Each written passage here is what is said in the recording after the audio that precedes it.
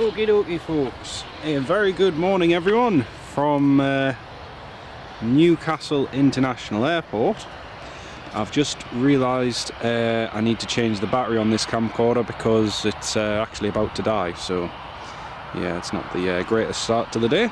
But anyway, hello to each and every one of you. We've got an Easyjet A320 which is heading to Palma de Mallorca. It's just pushing back there on stand, and very shortly we've got a Tui 787 coming in as well from Glasgow, and that's going to be operating a flight to Cancun, I believe, this morning, and that'll be departing very soon. Darren, good morning to you, welcome to the live stream.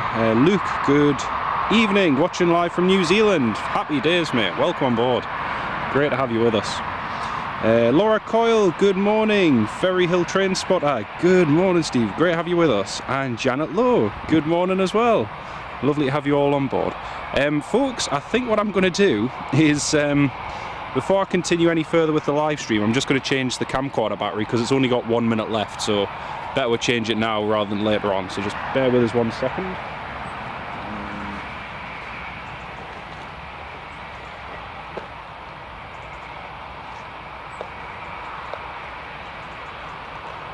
I don't know why I thought the battery was fully charged, but anyway, just 1 second folks.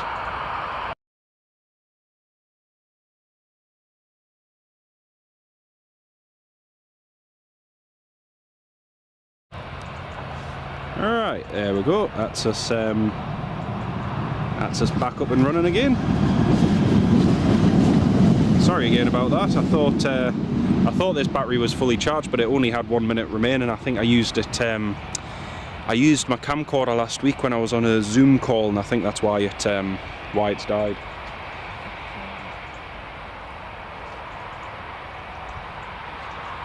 Anyway, I hope each and every one of you is having a lovely Monday morning, well, or Monday evening, wherever in the world you are. And yeah, we've got a lot of action, a lot of movements for this morning. So we've got this Tui 787 which will be coming in. We've got a KLM Embraer 195-E2. We've also got an Air France A320. Now the Air France isn't a very common movement. Usually it's an Embraer 190 or an Embraer 170, but because the passenger numbers have been going well recently, they've upgraded it to an A320, which is nice.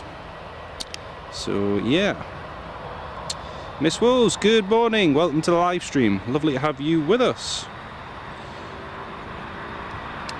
Yeah, doing very well, thank you. Just really pleased to be able to do a live stream with all of you this morning. It's been a little while, and just good to have the opportunity to do a little bit of filming as well. It's about 17-18 degrees here at the moment. It's actually really nice and mild. There's a little bit of a breeze, but overall it's actually it's quite a nice day. So the Easyjet is just taxiing there, and the Tui Dreamliner 787 Dreamliner from Glasgow is just about to establish on the approach for runway 25, and should be landing in just a few minutes. It was actually meant to arrive nearly, well, we weren't even meant to see this plane landing. So basically the flight to Melbourne, sorry, it's not Cancun it's flying to, it's Melbourne, flight BY848 is supposed to be departing at 10:25, but this Dreamliner, Golf Tango Uniform India Echo, has actually been running late pretty much all morning, and because of that it's about 2 hours behind schedule. So we're actually getting it landing when we shouldn't be. So it's a nice little extra movement. Also coming this morning, we've got an Aer Lingus ATR 72-600 coming to us from Dublin. We've also got an Easyjet A320 from Belfast, British Airways A320neo from Heathrow, Eurowings A320 from Düsseldorf, and obviously the Air France that we mentioned earlier. So we've got quite a few movements, probably going to stay alive until probably about 2 o'clock this afternoon, so we'll have a nice long stint of plane spotting here. And feel free to share this live stream, folks, and if you know anyone who'd be interested in watching it, please feel free to drop them the link. That'd be brilliant.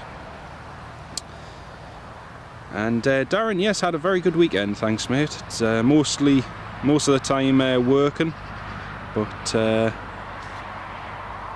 yeah, it was pretty good. Weather was a bit rubbish on Saturday and Sunday. It was pretty wet. I even actually considered doing a live stream when it was wet, but then I thought more of it and thought, you know what, it's the rain was so persistent. It was yeah, probably not the wisest idea, but I did think about it, put it that way. We've also got a Gulf Stream which is meant to be going in about 30 or 40 minutes, so nice business jet as well. So the Easyjet that you can see in front of you there is an Easyjet Europe A320, and these ones are, well, they've only just recently started this year to Mallorca. So Easyjet used to have a base here at Newcastle. They then axed it at the start of the pandemic, and then they realised just how much they lost in terms of their routes and passenger numbers, and subsequently they restarted flights here to Mallorca, and I believe next month, at the end of next month, they're going to start flights from Geneva to Newcastle. So that was always quite a popular winter route, particularly for people who enjoy skiing and so on. So yeah, EasyJet's made a little bit of a comeback here at Newcastle, but nothing like a couple of years ago when they had 3 aircraft based here. We had 2 A319s and an A320. But Ryanair's filled the void with 2 lovely 737-800s, so it's not all doom and gloom. Wayne Hartshawn, good morning mate, how are you doing? Great to have you with us, and great to have all of you dear channel members on board this morning, all of you who are with us. It's lovely to have you here, and it'd be great to have you right the way throughout the live stream. Right, here comes our first departure of the day, Easyjet's A320, Oscar Echo India Juliet Bravo, flight U23123, from Newcastle to Palma de Mallorca, scheduled to depart at 9:40, and it's just going 9:58 now, so pretty good timing, to be honest. The Tui Dreamliner is at 1,500 feet just behind, so we've got those 2 movements that are just coming now.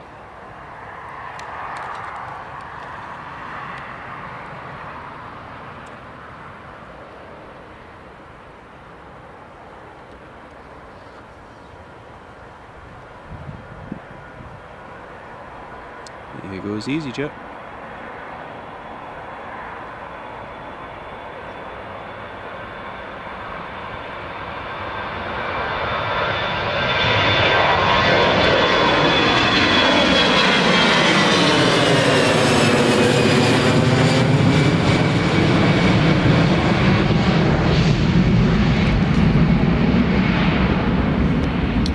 Right, that was our first movement.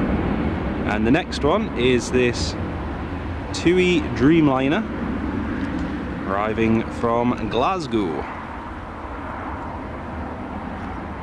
Should see that coming into sight just there.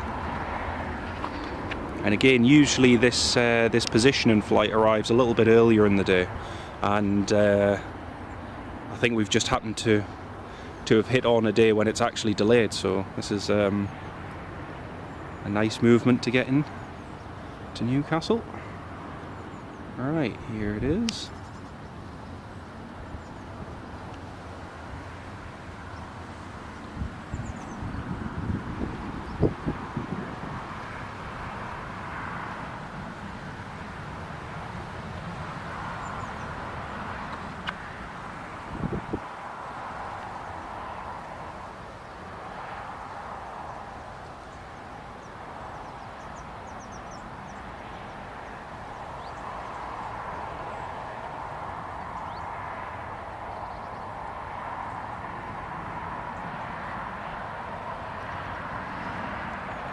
Very smooth.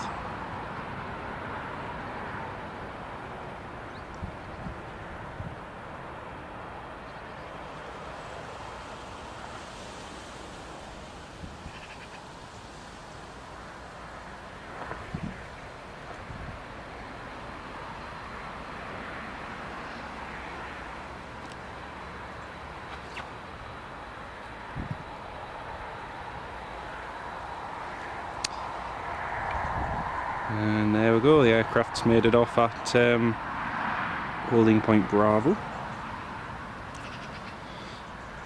Bit like the Boeing 767s that Thompson and First Choice used to operate in and out of here. The pilots could always make that holding point fairly easily.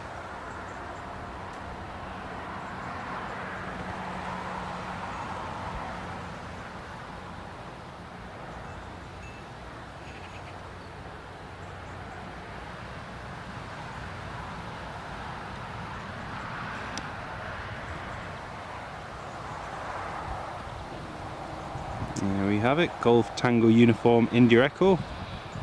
Miles of smiles, Tui Dreamliner. And we should see that in about an hour and a half. Probably take them about an hour and a half to 2 hours to turn it around. But we should see that departing out to Melbourne, Orlando very shortly.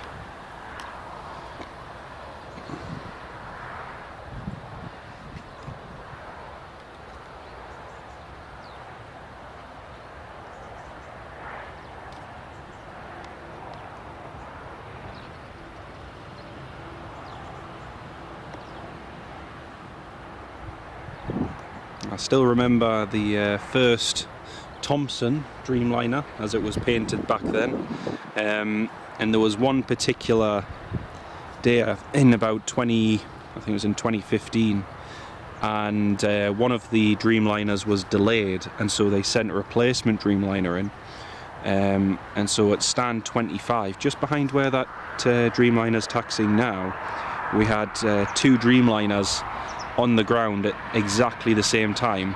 One was taxiing in after landing and the other one was taxiing out to depart. And if you go onto my YouTube channel, if you type in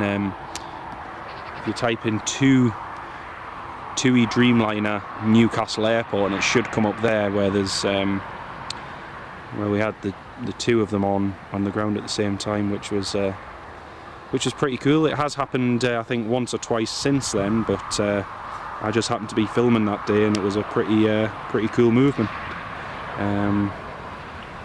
Newcastle International Airport also recognised it and shared a couple of my photos on like Twitter and Instagram and so on, and it was yeah, it was really nice.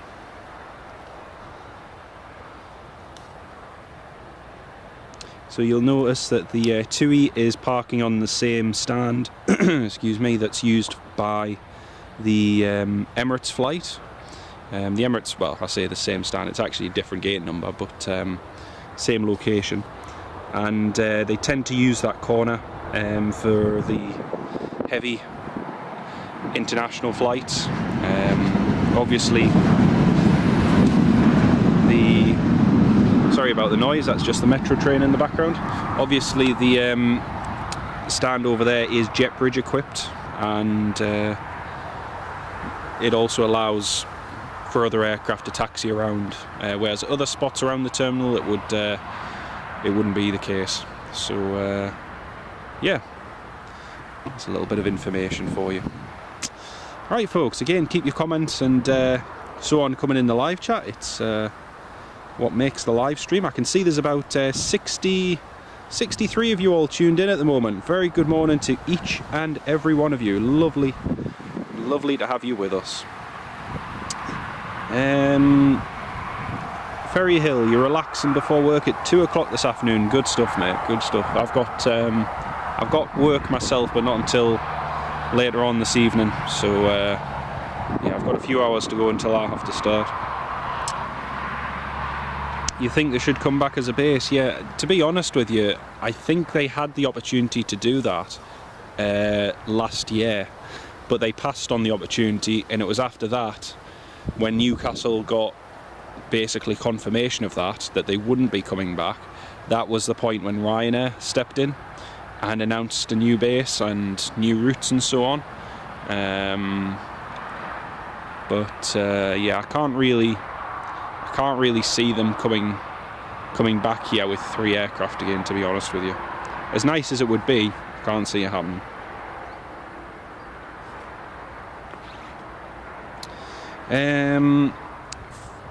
Tracking inbound flights over Newton Cliff Wayne, fantastic, mate, fantastic. Yeah, we should have a few good movements today in theory, and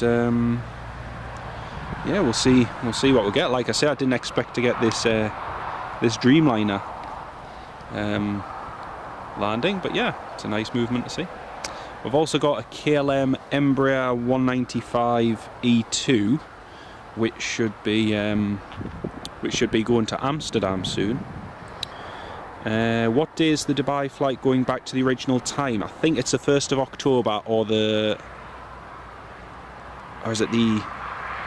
I'm sure it's the 1st of October, but don't quote me on that. I would have to double check.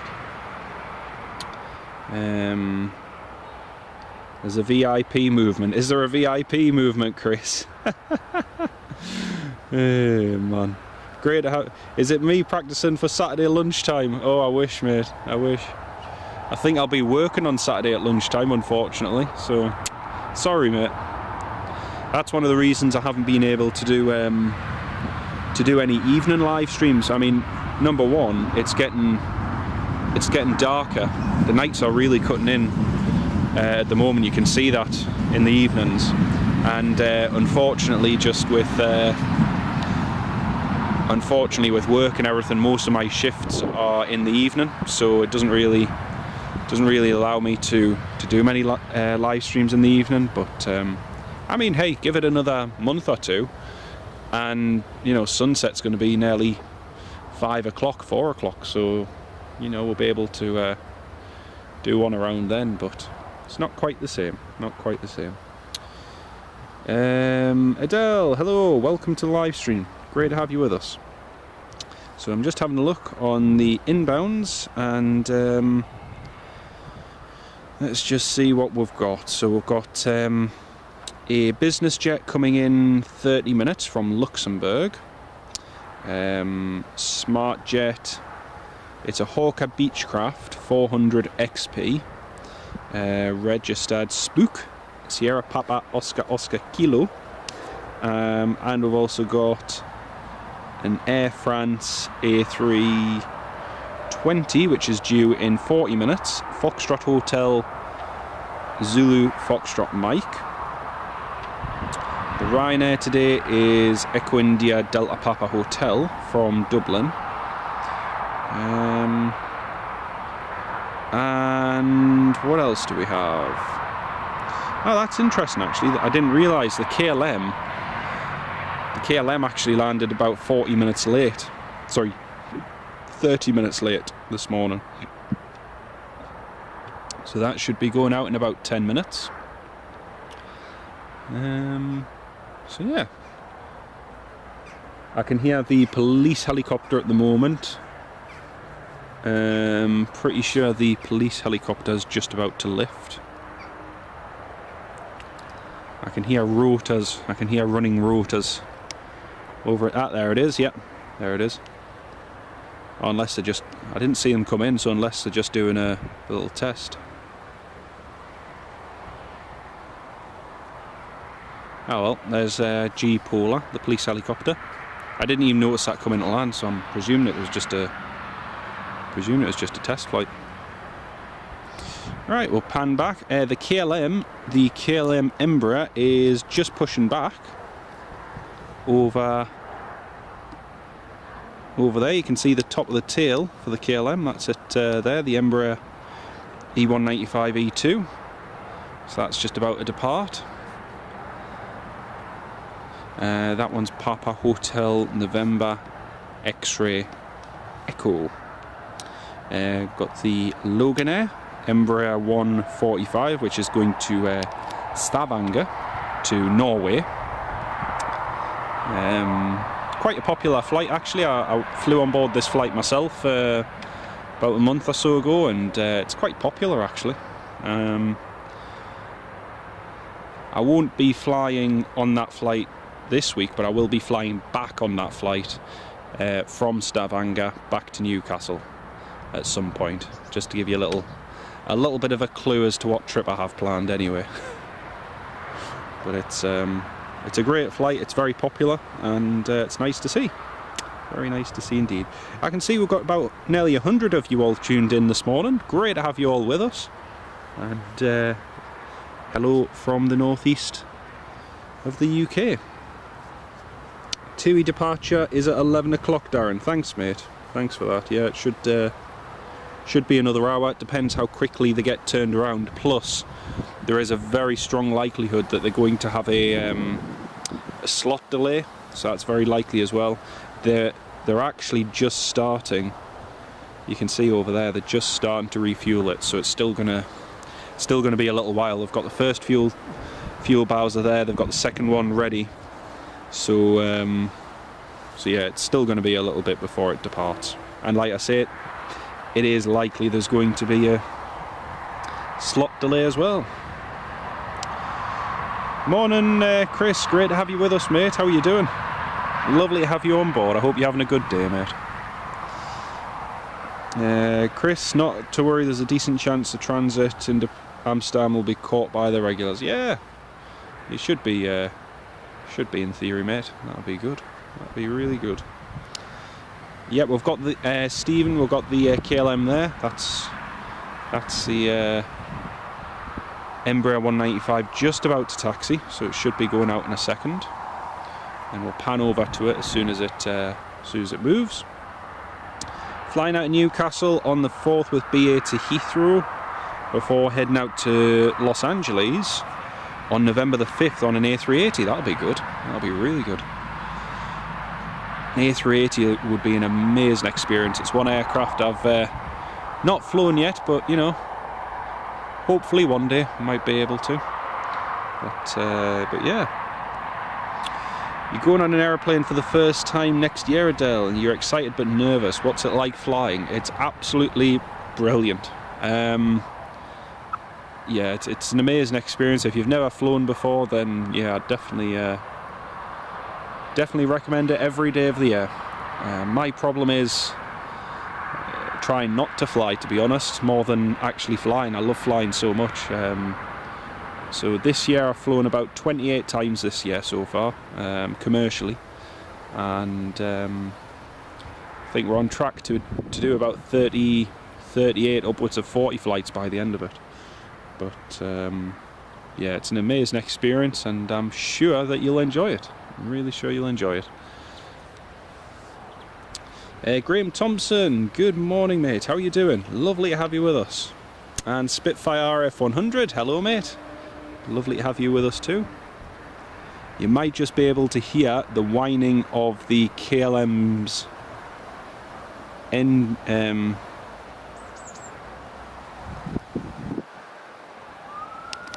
whining of the KLM's engine, but sounded like they were just about to taxi there. See that little white tail just jutting out the top.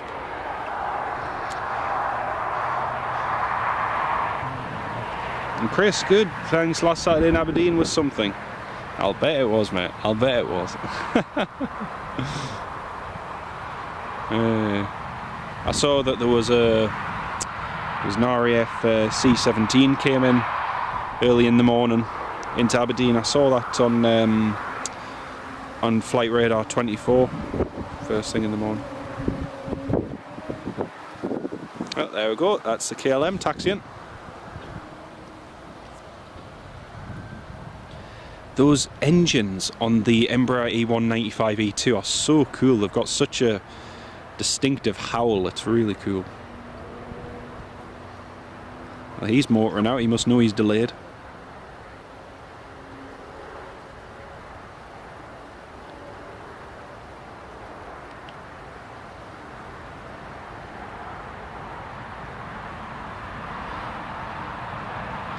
There we go. Papa Hotel, November X-Ray Echo.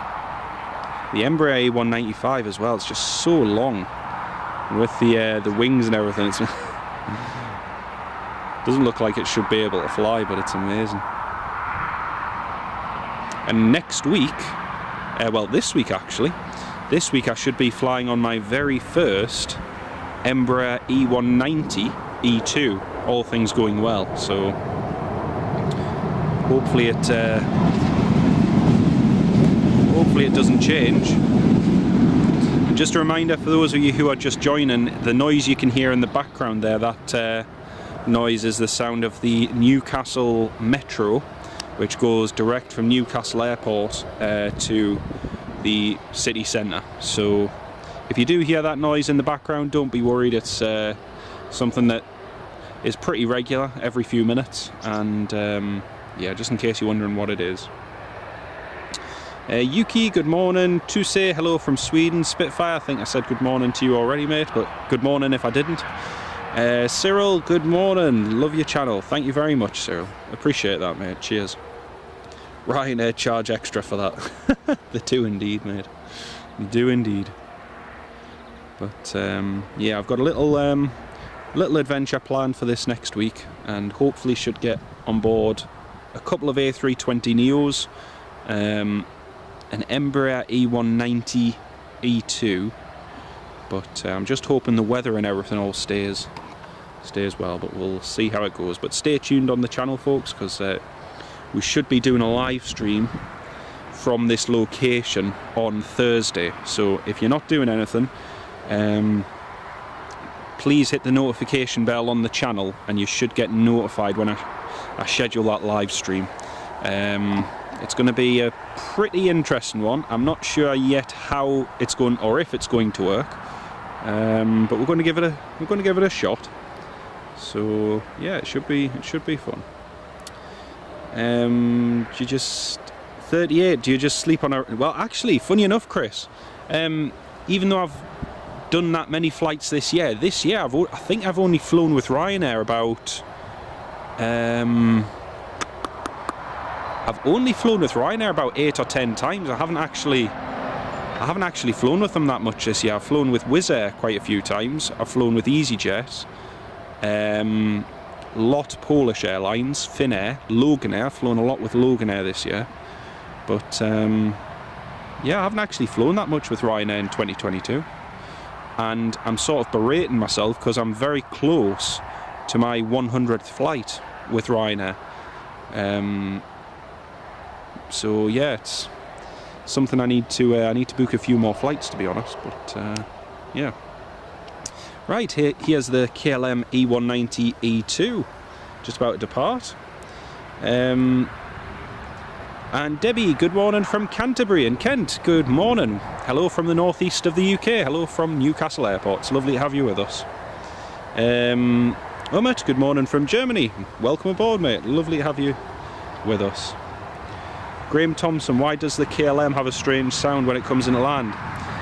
It's those large engines, but obviously with the geared turbofan, it just, I don't know, it just sounds different. It's really interesting. It's really interesting. Right, here's the KLM rolling.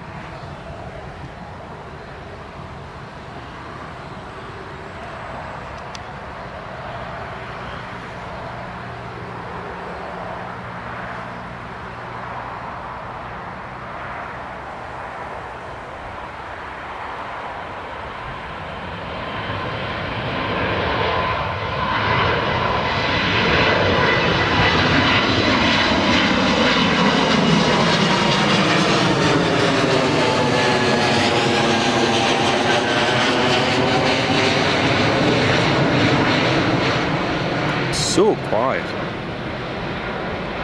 so quiet. It's actually, I don't know why, but I find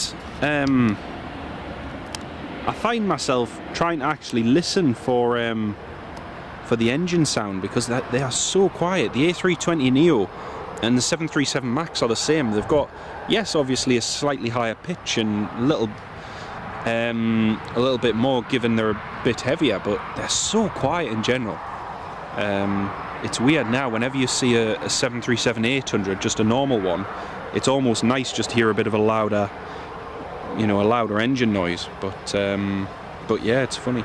It's really funny. Farang Travels, your favourite airport? Oh, mine too, mate. Mine too. Newcastle is it's my home. It's where I fly to and from the most. It's where I film most of my content, as you all know. And yeah, it's a lovely little airport. It's not the biggest in the world. Doesn't have the most movement in the world, but it has enough to make things interesting and keep us all into it as well. So yeah, it's good. It's good. The biggest adventure you'll have is work today, Chris. Oh dear. Robert Hadfield, Bob, good morning, mate. How are you doing?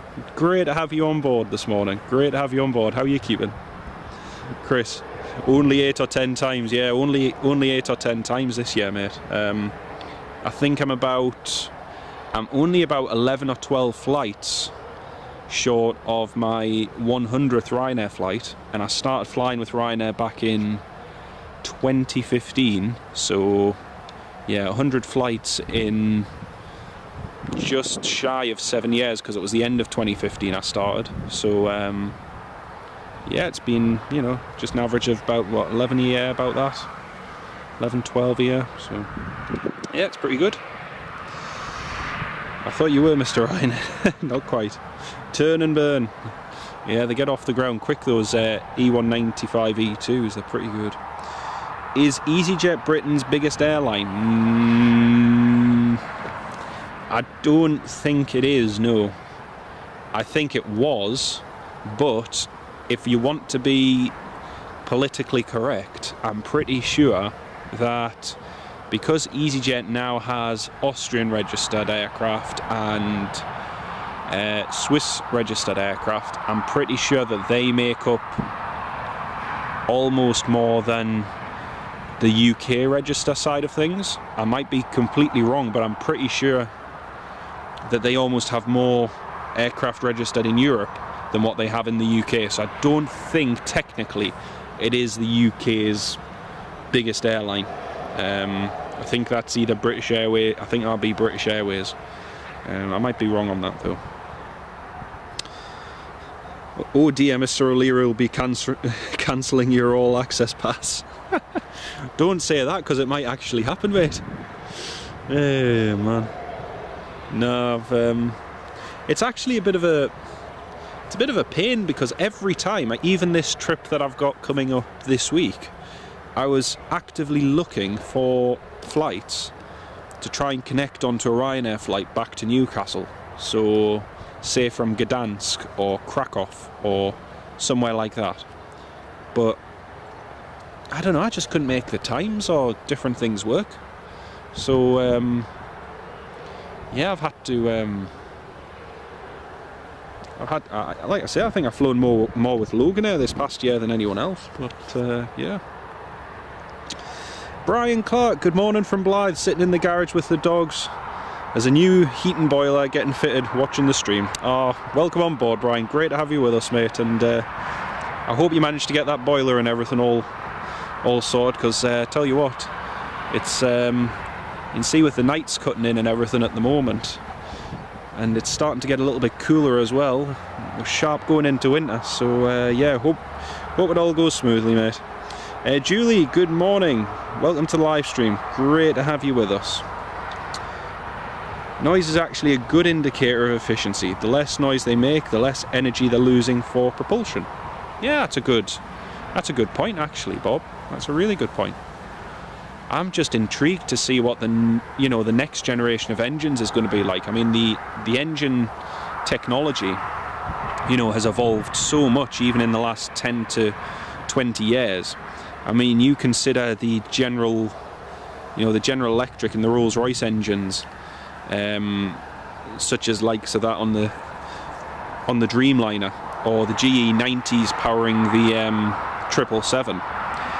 Everything's becoming bigger and more efficient, and even older generation of engines, such as those fitted to the Embraer 145, they're actually using the same type of engine based off the Rolls-Royce RB, what was it again, 701 or something like that. They're using the same type of engine to fit onto the B-52. You know, the B-52 that the US Air Force uses, because it is, yes, newer than the engines that are already on it, but it's more efficient as well. So it's just going to be interesting to see what, or how engine technology comes on even more in the next 10 years. So yeah, it'll be good to see. Right, we've got the Loganair, which is just Loganair's just pushing back there now. So that's the flight to Stavanger, across to Norway. It's not a very long flight, it's only about an hour. And the brilliant thing with Loganair is they still offer an in-flight service. So if you fly on this flight, or any of Loganair's flight, you'll get a drink, cup of tea, cup of coffee, or a bottle of water, and you'll get a caramel wafer, a little bit of shortbread, or something nice like that. British Airways used to offer complimentary in-flight service, but in 2015 they axed it and stopped offering free drinks and free snacks. But Loganair is one of the few airlines who still offers that complimentary service. So if you haven't flown with Loganair yet, I would wholeheartedly recommend flying with them. They're a really good airline. The staff are fantastic, and I'm quite privileged to know some of the cabin crew and some of the pilots as well. So yeah, if you haven't flown with them yet, I would definitely recommend doing so. Inbound private jet from Luxembourg, just over Costa del Cliff. Oh dear. If it's now named Costa del Cliff, I think we might want to rename Whitley Bay to something else. I'm pretty sure people call likes of Tynemouth and Whitley Bay, you know, the what's it, the Costa del Sol of the northeast. But hey dear. Hey man, sorry again if you can hear the background noise, folks. That's just the metro train, as I said before, and it is a fairly regular train, so you will hear it quite a bit throughout the live stream. And yeah, Ivan, hello from Australia. I think I already said hello, but welcome to the live stream. Great to have you on board. Any of Loganair's longer flights? Yep, that's right. No snacks on the Twin Otter or the Islander, that's right, mate, yeah. But to be honest with you, the mass majority of the flights are the ATRs and the Embraer 145, so if anyone is going to fly on board one, a Loganair flight that is, it's most likely going to be on one of those. And yeah, like I say, if you do get the opportunity, feel free to do it. It's a great airline. Funny enough, I actually flew with Loganair on their Twin Otter across to Tiree last year, and man, that was a noisy flight. I didn't think the Twin Otter was as loud as that, but it really was. It was. I'm never really affected by noise whenever I fly, but the noise of that Twin Otter really affected me, and I had to wear earplugs. It was that bad. Right, that's the Embraer taxiing. The Costa del Tyne, yeah. KLM and Air France still provide a service. Yes, I have been told that Lufthansa, I think Lufthansa have cut their in-flight snacks and complimentary service. But again, they haven't lowered the price of any of their fares, so it's a little bit unfair to, you know, cut something that's complimentary that you've always offered and not lower the flight prices. It's like me with my window cleaning, deciding that I'm not going to dry the sides of people's windows because I want to reduce how much washing I'm doing, and instead just put water on the windows and leave it there. You know, that's not very fair if you then put the price up. But yeah, strange analogy, but You know what I mean. I hope you know what I mean. Right, that business jet is just on final approach. We've also got a Cessna, which is backtracking down the runway. I think the Cessna, yeah, the Cessna's trying to depart before this business jet, so we'll pan over. We've got a Cessna 172, I think it is. Yeah, he's just backtracking there, and then the business jet is on the approach, so he's going to try and get out first.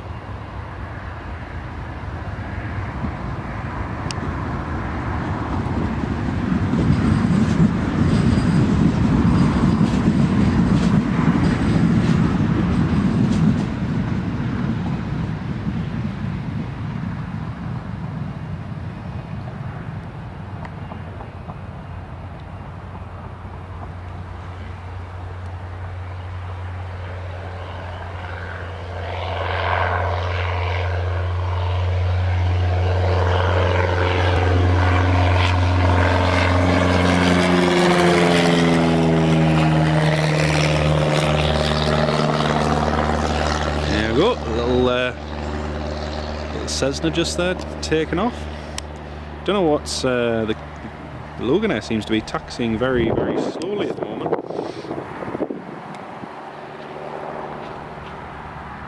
Seems to be having a casual taxi down to the end of the runway. But that Hawker, the Beechcraft, has just put its landing lights on, and I'll pan over to that when it gets a little bit closer. But again, it's just on the approach. The real, to be honest with you, the highlight movement I've been looking forward to today is seeing this Air France A320, because we have had the A318 in at Newcastle, we've had the A319 in, but we haven't really had that many A320s in. We did have an A321 come in back earlier in the year, but that was just because one of the Embraer 190s had an issue with it.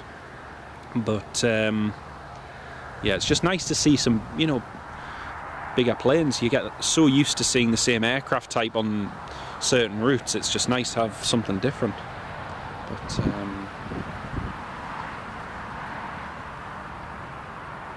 right, we're just going to pan over to the approach now.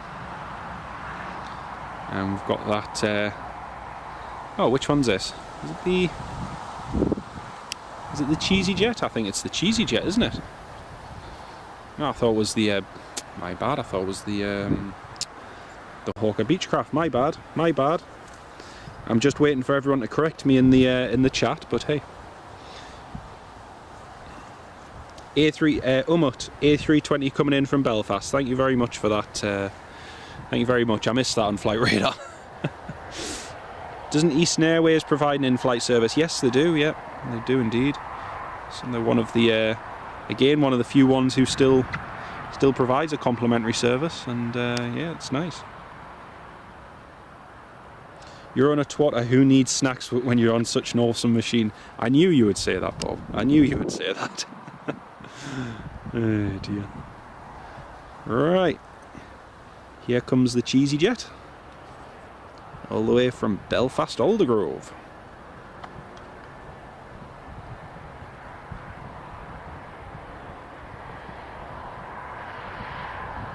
Beautiful. Now expedite to vacate.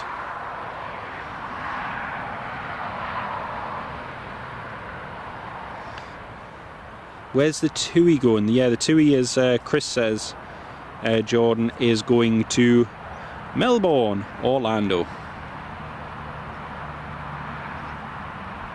Is he going to roll all the way at the end? Come on, roll all the way at the end. There's a good Easyjet. Nope, no, he's not going to, no.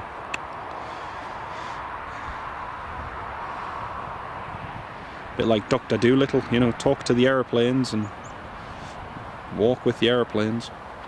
But nope, doesn't seem to work. My powers of influence to try and convince one to vacate at the end of the runway isn't going very well this morning, so I'll have to come up with something new. So that one is Echo Zulu Tango Golf Echo Zulu Tango Victor. Echo Zulu Tango Victor from Belfast.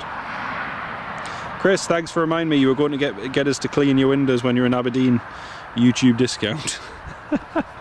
No chance, mate. That's pretty much the only holiday I get. And even that holiday is spent by the side of an airport filming, so hey. No rest for the wicked. Cheeky little move. You said it, Chris, not me. Oh dear. Use discount code YouTube for a free window. Free. That meaning isn't in my vocabulary. Oh my goodness, vocabulary. Dear me. Getting tongue-tied this morning. That guy's a future twatter driver. Ah, you can say that again. You can say that again.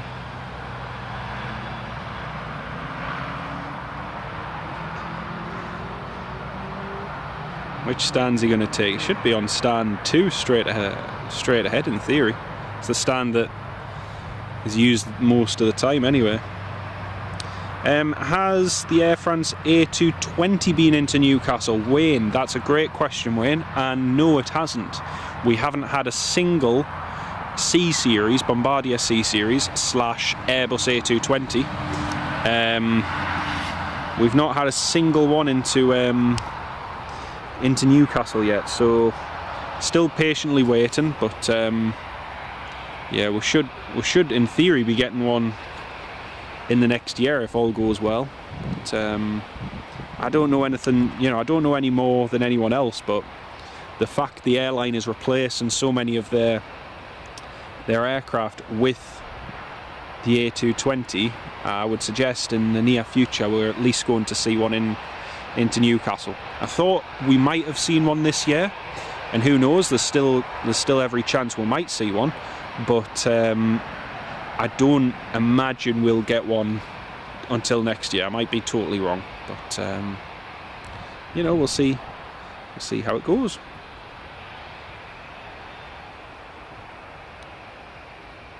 There we go, and that's that business jet just touched down, that Beechcraft.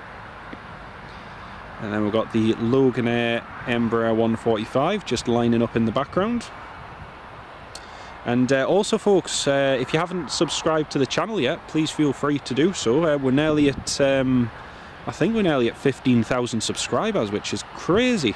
We started the year off just over, is it about 11 or 12? And you know, the channel's grown phenomenally this year. So thank you again to each and every one of you for all of your support, and especially to all our dear channel members as well. Big massive thank you. Easyjet inside the cockpit ITV moment. Aye. Actually, I don't know if any of you know this, but I actually had some footage from here at Newcastle Airport used in one of the episodes of Easyjet's Inside the Cockpit series produced by ITV. So I was contacted by ITV back in when was it, 2018 or 2019, and they asked about using footage and so on. So we came to an agreement, etc. And they wanted to use some of my footage from here at Newcastle Airport of one of the Easyjet A320s landing, I think it was during Storm Doris, and it was quite a strong crosswind at the time. And anyway, we got that all agreed, the footage was sent. I didn't think anything of it, you know, I was just waiting for ITV to release the series. Here goes the Loganair to Stavanger. Let's get that departing first.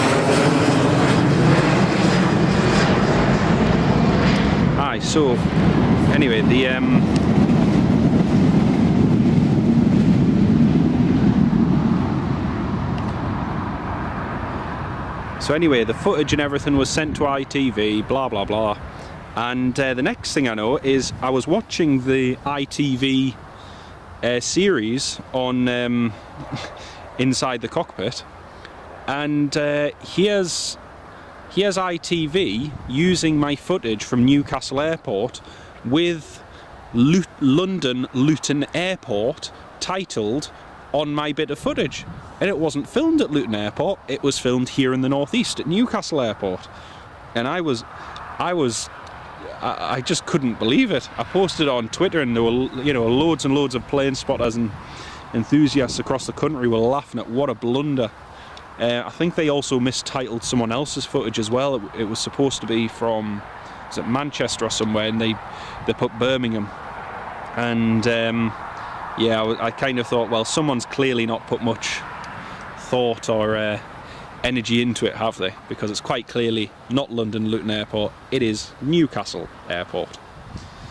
If you can get a view like this at London Luton Airport, please do show me, but I've yet to see it. Sounds like an ad-filled station. Yeah, they're all camera shy. You love Newcastle's ATC tower? Yeah, it is good, it is good. Golf Mike Oscar Foxtrot Oscar was that says now. Thank you, Chris. Cheers, mate. Is the police helicopter still based there? It is indeed, yes, it is indeed. How far is Newcastle from London? It's about 280 odd miles. It's not that far, to be honest. It's about an hour's flight away. It's not too far. Callum, hello, welcome to the live stream. Theme park, you saw an A310 a few days ago. That was the best plane spotting moment in the rarest plane. Nice one. Which, out of interest, which airline was that you saw, the A310? Sounds like quite a good one. We'll just pan over to the Tui Dreamliner. As you can see, it's still being fueled. Passengers should be boarding. The first fuel tanker hasn't actually finished yet, and the second fuel tanker is still waiting. So, like I said before, this could still be a little while before they're ready. Wayne, hello, welcome on board, mate. You fly with Tui in 18 days to Antalya. Oh, that'd be good, mate. That'd be really good. But yeah, I hope you have a great time, mate. And yeah, fingers crossed it's a 737 MAX. I think we only have the one 737 MAX based here at the moment, but yeah. New YouTube membership perk, free window clean. No, not quite, not quite. Yeah, it was a lovely video of London Luton Airport. Yeah, you're not kidding. So good, in fact, it wasn't even London Luton. But hey, man.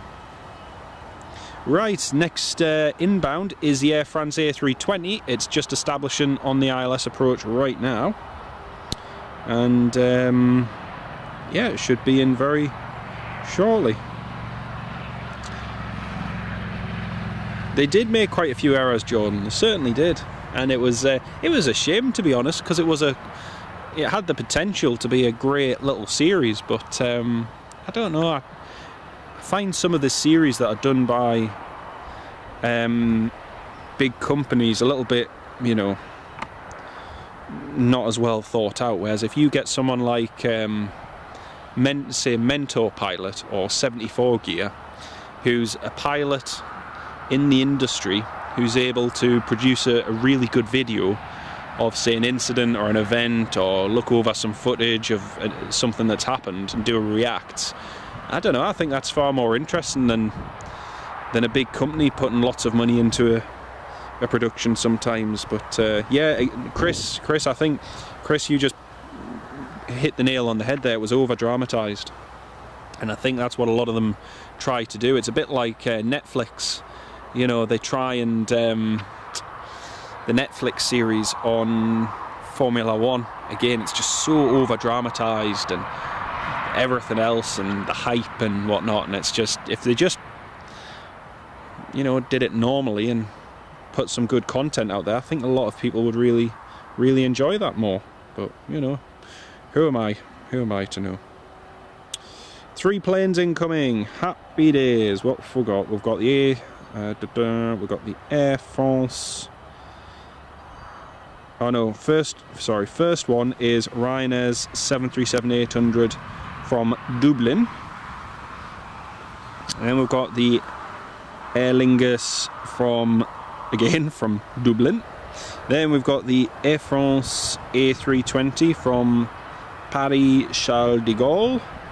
Then we've got British Airways A320 Neo from London Heathrow. Oh, we've got a tanker swap, so one's moving out, one's moving in. So at least the refueling process is happening at a pace, that's good. But anyway, we've got 3 inbounds, well 4 inbounds in the next 10 minutes folks, so plenty more action to see. I'm just seeing if there's a Cyprus Airways operating for Air Baltic from Dublin to Riga. It's just over Northumberland at the moment, but what a weird route. Or should I say, what a weird thing for the airline to be flying that route. The Eurowings A320 is an ex-Air Berlin A320 Delta Alpha Bravo November uniform, and that's on its way from Dusseldorf, so that should be here soon, well in about an hour anyway. Right, we're just going to pan over to the approach folks, and we'll get this Ryanair 737-800 landing all the way from the Emerald Isle, all the way from good old Dublin.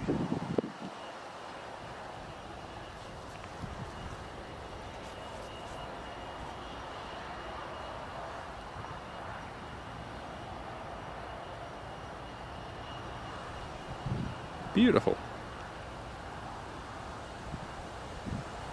Firm but fair. That's what kind of landing that was.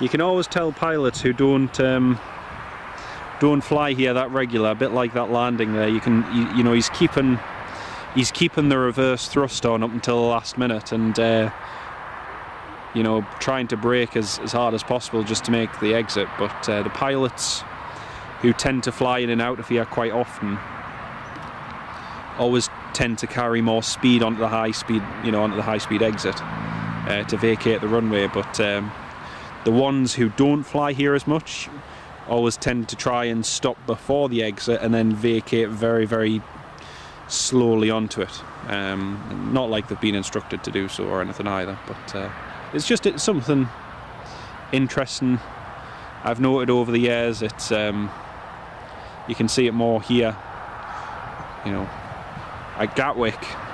You know, an airport like Gatwick, there's always the constant, you've got to get off the runway, you've got to get off the runway, you've got to move, you've got to go, you've got to go. But here there isn't always that same pressure, so you can distinguish who flies here quite a lot and who doesn't so much. It's quite cool. Right, we've got our next 2 aircraft, which are just on. So over there we've got the Aer Lingus ATR, and we also have the Air France A320. That's the 2 of them, just on the approach. It's so good to have the ATR back again, so good.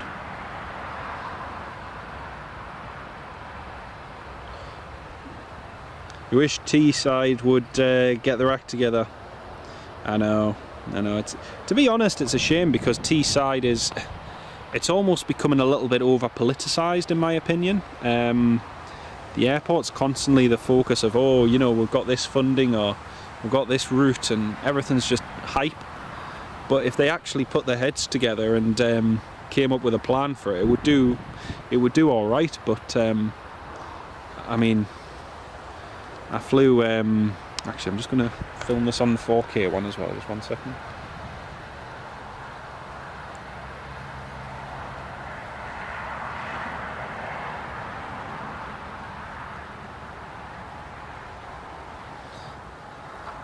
Oops.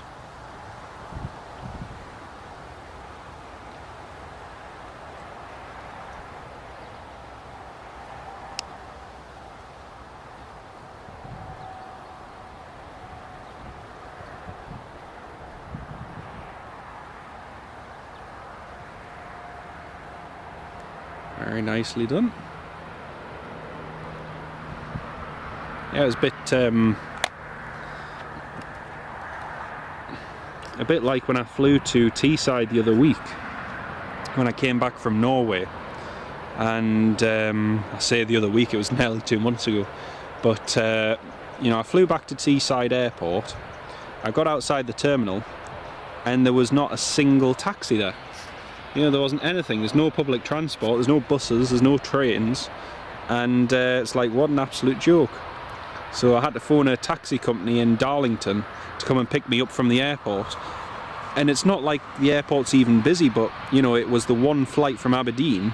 You would have thought there would be at least 2 or 3 taxis there waiting, potentially, for people, but no, it's not worth the while. So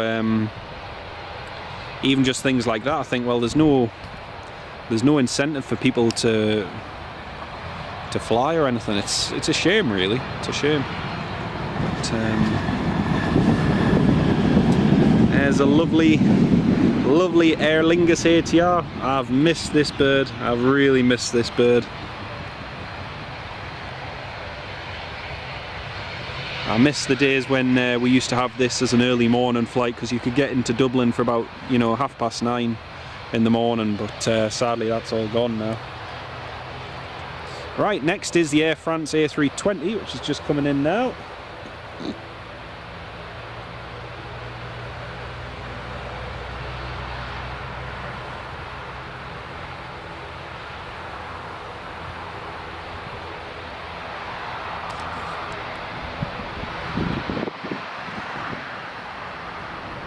And here's my favourite movement for today.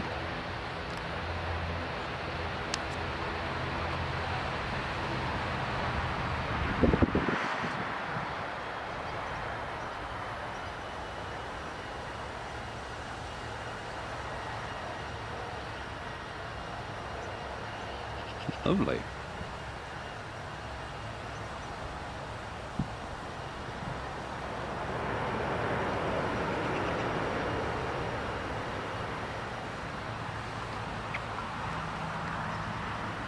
Go on, roll all the way to the end, son. Go on, roll all the way to the end. Just for me. Nope, he's not going to.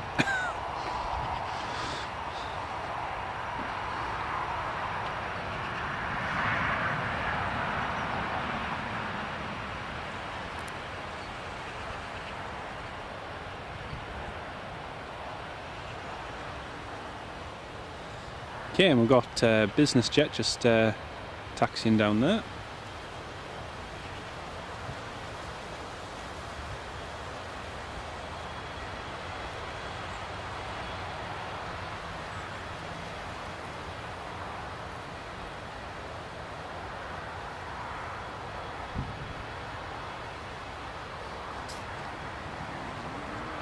There's the Air France A320.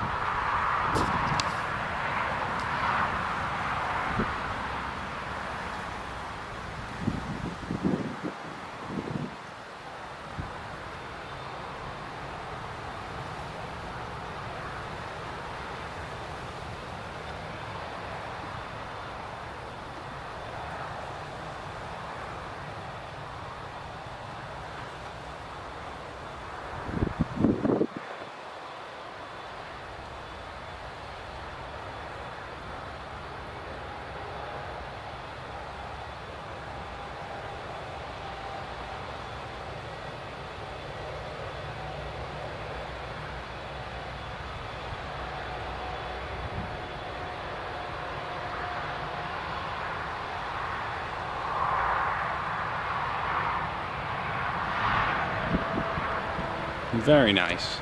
Very nice indeed. Oh, it's super cool to see that that A320 here. It's like we have a proper Air France aircraft instead of just one of the regional things. It's really nice.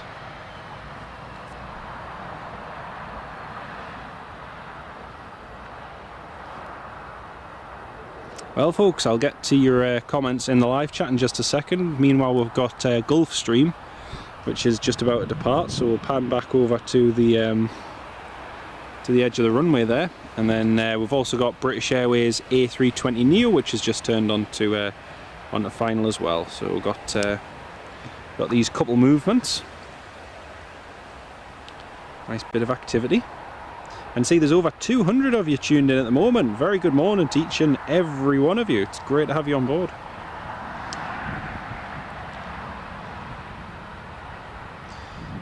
The fact the Easyjet was voiced by Stephen, fair but firm landing, it wasn't too bad. Not my type of place you go to Riga, to be honest. Yeah, it's a good one there, Wayne. It's a good one. Actually, I need to fly to Riga from here in Newcastle one day. I need to do that flight. It's a good little route to have with Ryanair now. Teesside, no, I don't think Teesside will get closed before the end of the year. I don't think that's going to happen. They do have quite a bit of business. Oh, that's a smoky departure.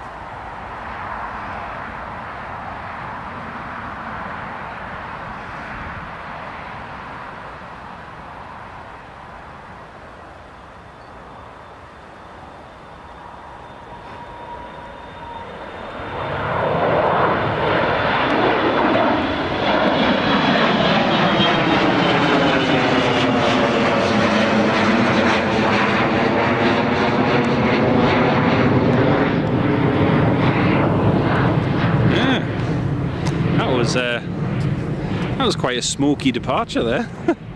All I could see was a cloud of fumes on the runway. Must have done toga there. He was up and away, climbing like a little rocket. Oh dear. Right, next movement is going to be the British Airways A320 Neo arriving from London Heathrow. That'll be in just a second. Don't forget, folks, you can track all of these movements as well on Flight Radar 24. So if you're wondering what's coming and going, have a look on Flight Radar, and then you'll see it live here. Passenger numbers are going up. Yeah, that's true. Robin Hood Airport is being closed. You're right there, mate. I think even the fact that the ones who have the Vulcan Trust, the Vulcan XH558, the fact that they're already looking to fly it out next year and so on just kind of says it all. But it's a shame, to be honest. It's a shame. It's a nice little airport, but again, you know, you've got to have a good working model. Need to resume the trains. Yeah, exactly. I think the train only stops there once a week, and buses turn around in Middleton St George. Yeah, that's right. They go to Middleton St George, because when I looked on Google Maps, I had to walk all the way from there along, and I was like, nah, I'm just gonna have to phone a taxi, because I had to get to Darlington to get my train back to Newcastle. But yeah. Yes, Chris, I know that hop isn't a separate thing anymore. I know it's all been incorporated. A lot of their Embraer E190s and E170s, though, they all still have the hop livery. So there's not that many of them that have been changed. So you know, as long as the livery's still on the plane, we can still call it what it is. And a bit like when Air France started with June, and then basically ended it, and then left the livery on those A320s and A321s for ages. But yeah. Humut, yes, A320, that's it, just coming in. Thomas Atkinson, good morning from Wickham. Hello, welcome on board. Lovely to have you on board. Howard Charlson, good morning as well. Lovely to have you with us. Right, here's the British Airways from London Heathrow. Just about a touchdown here.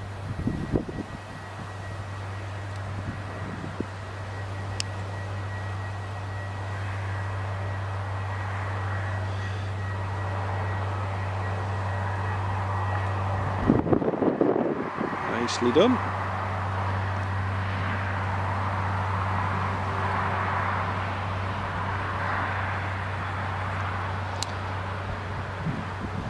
And what else have we got this morning?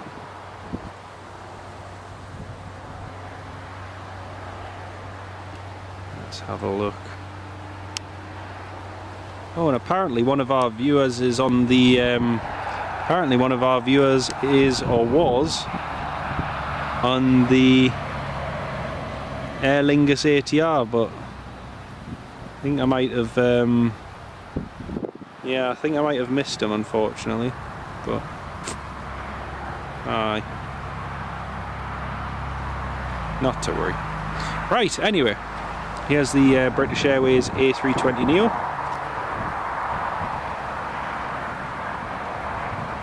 And we should have the Tui Dreamliner departing in the next hour, so it shouldn't be too long now, folks.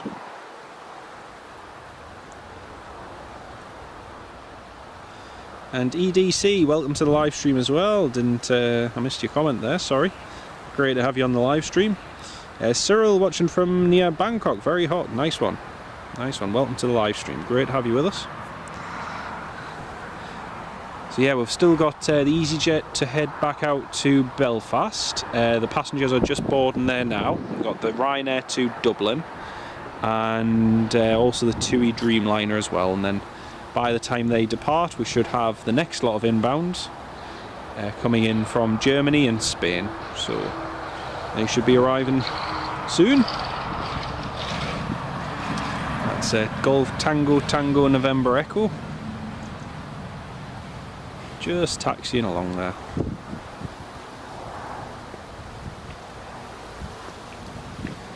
It seems like ages ago, but I was in Toulouse in France when British Airways' very first A320 neo was in the production phase and then in the test flight phase. So I got to see a couple of them down there before they were then delivered to London Heathrow. And it's actually a little bit weird seeing them flying just normal flights, because the day I was there, I think it was Golf Tango Tango November Bravo was doing rejected takeoffs and so on. It was quite cool actually, but now to see them doing scheduled flights. There's the guidance system for the British Airways, you can just see that there as they're taxiing in. 7 metres, 6 metres, 5 metres, 4 metres, 3, 2, 1. Stop. There we go. And that's the British Airways on stand. There we go, and it's a happy guidance system, that's the main thing. Now if we pan over to the British Airways, the last of the passengers have just boarded. Sorry, the last remaining passengers have just boarded the Easyjet A320, so they'll be going very shortly. And just having a look on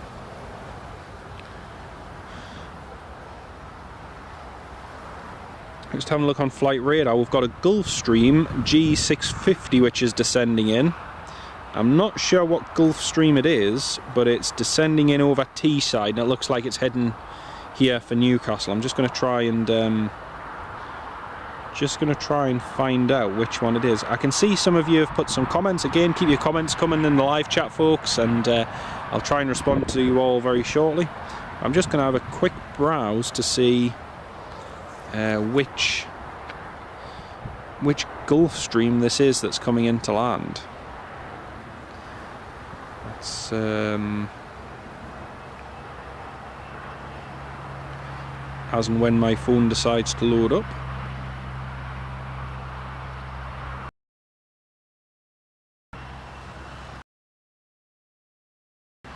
Okay, the filters aren't on, that's good. Now let's have a look. It is Papa Romeo Sierra Lima Oscar. It's a Brazilian. It's a Brazilian registered Gulfstream G. Must be very new, because it's actually the same reg this same reg is coming back as a helicopter, a Bell helicopter, but it's showing on flight radar as a Gulfstream G650. So I'm not sure. We're going to get a bit of a surprise here and see what this aircraft is. But yeah, it should be interesting. Orange Joe, hello from Sydney, Australia. Good morning from the northeast of the UK. Great to have you on board with us. Welcome. Gary, good morning from Stanley. And Phil, hello from Warwick in Warwickshire. Great to have you all with us, and I hope you're all having a lovely Monday. It's really good to have you tuned in with us, and see there's about 200 of you all tuned in this morning, so a big welcome to each and every one of you. I see all the passengers are just boarding the Aer Lingus flight to across to Dublin. Very popular flight. We've got the Ryanair one and we've got the Aer Lingus one. They're usually pretty full, so it's good to see so many people travelling. Wayne, have I visited Antalya before? No, Wayne, I haven't. It's one of those airports I'd like to visit one day, but yeah, it's not sadly not going to happen anytime soon. Selena, hello from Brisbane in Australia. Welcome on board. Lovely to have you with us. Got quite a few viewers from Australia and New Zealand this morning. It's great to have you with us here in the northeast of England. Lovely to have you with us. Robert Mullen, do British Airways still use the A321 on the route? I used to fly it fairly frequently on the evening flights pre-pandemic.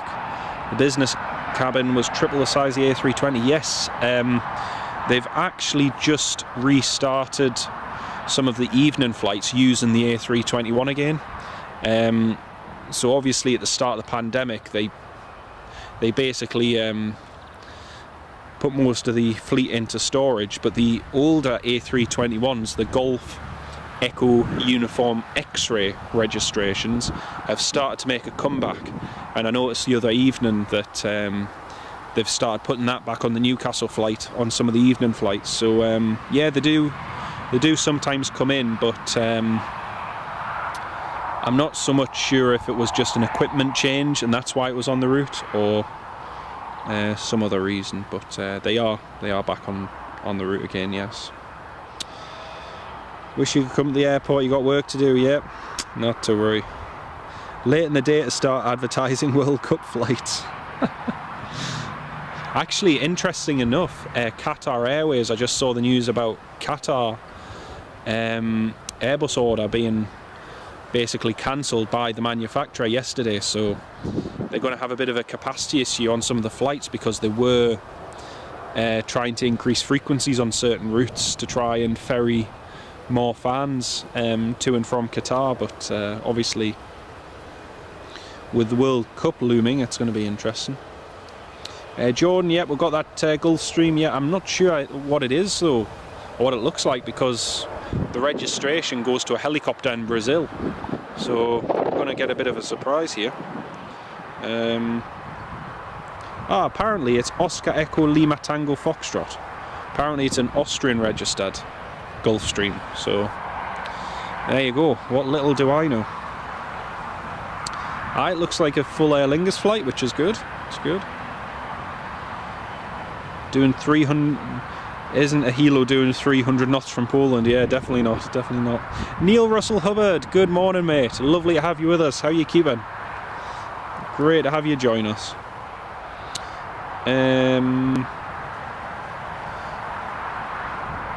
Let's have a look. You recently had a flight with British Airways to Gibraltar and you got complimentary water, crisps and snack bars. Ah, interesting. Very interesting. I'm pretty sure for the majority of their domestic flights and everything now, though, that with they did offer complimentary stuff during the pandemic, but I'm sure it's a recent thing for domestic flights anyway, that they're no longer offering complimentary, but I stand corrected if anyone knows otherwise, but yeah. SJ Gibson, hello, just found your channel, enjoying the live stream. Great to have you on board with us this morning. Thank you very much for joining.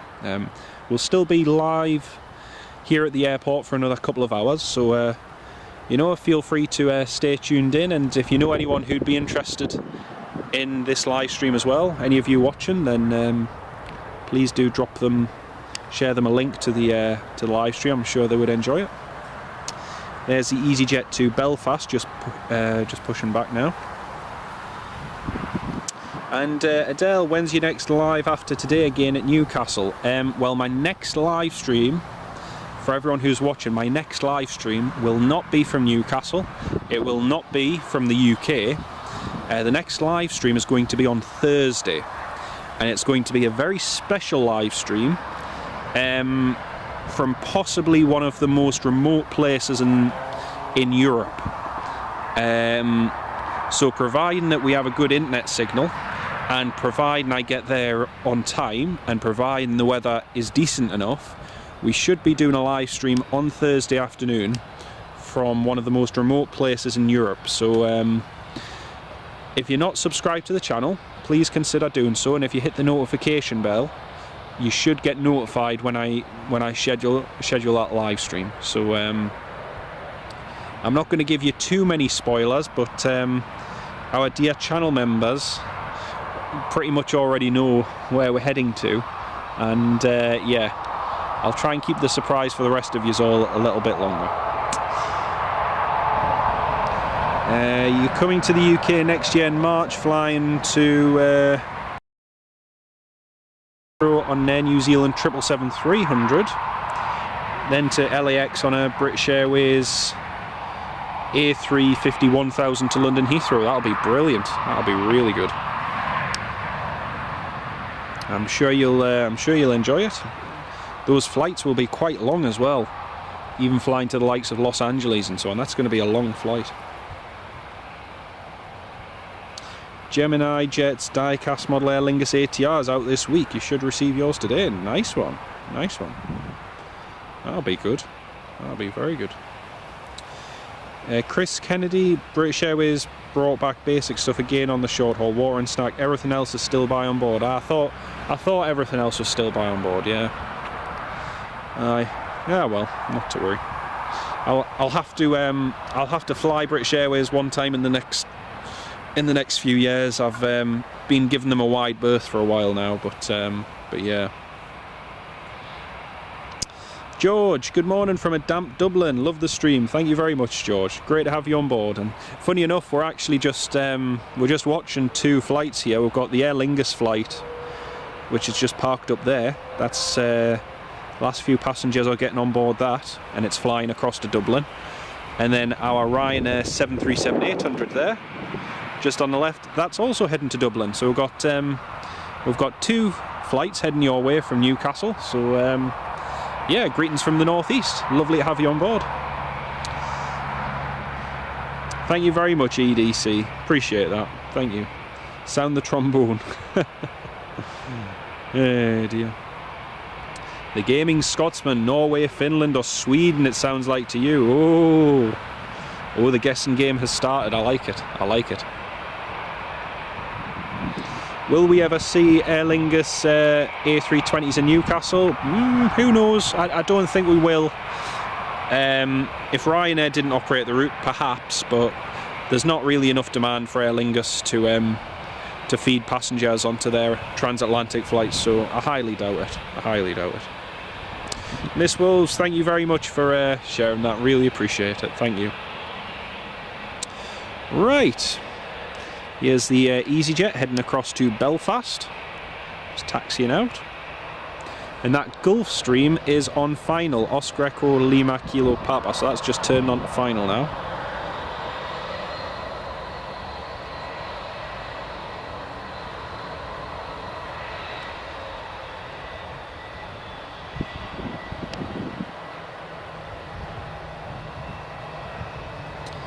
Golf Echo Zulu Tango Victor.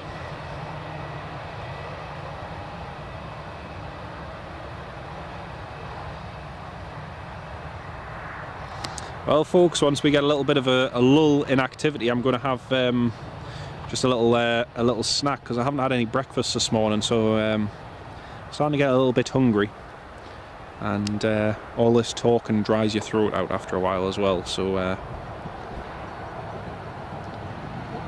Just going to wait for a little lull in the movements and then have a little bite to eat.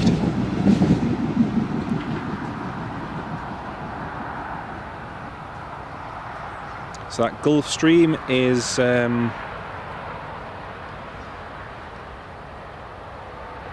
just on final approach there. How much longer are you streaming for? Probably another 2 or 3 hours. Yeah, at least another 2 to 3 hours. We'll probably finish around about 2 o'clock. 2 o'clock this afternoon. So yeah, if you look on Flight Radar 24, see the movements that we have to come, and basically that's what we're going to be filming for the rest of the day. Bob, you can understand that British Airways don't know how to land the way Ryanair does. You're absolutely right, mate. Especially when you compare, daily rotations. You know, for every one British Airways landing, there's about 50 more Ryanair landings. So, you know, stats don't lie. Right, here's that Gulf Stream just coming in.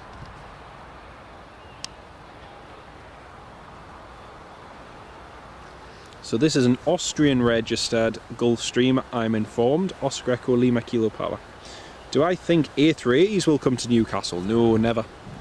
We'll never see an A380 at Newcastle. That much is pretty much a guarantee.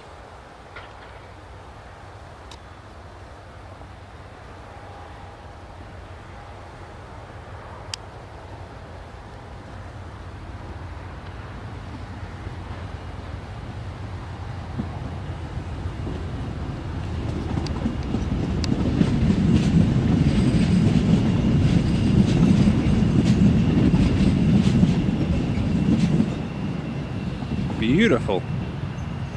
That was silky smooth. That was beautiful. The Gulfstream 650 is such an amazing aircraft. Wow. That was brilliant.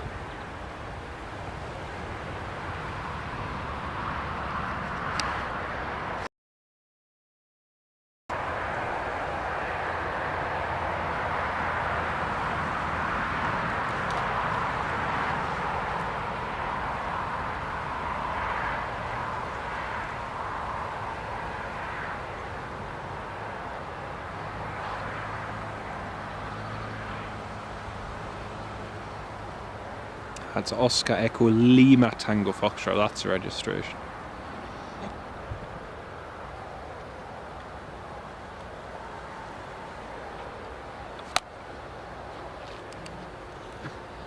So the aircraft's just backtracking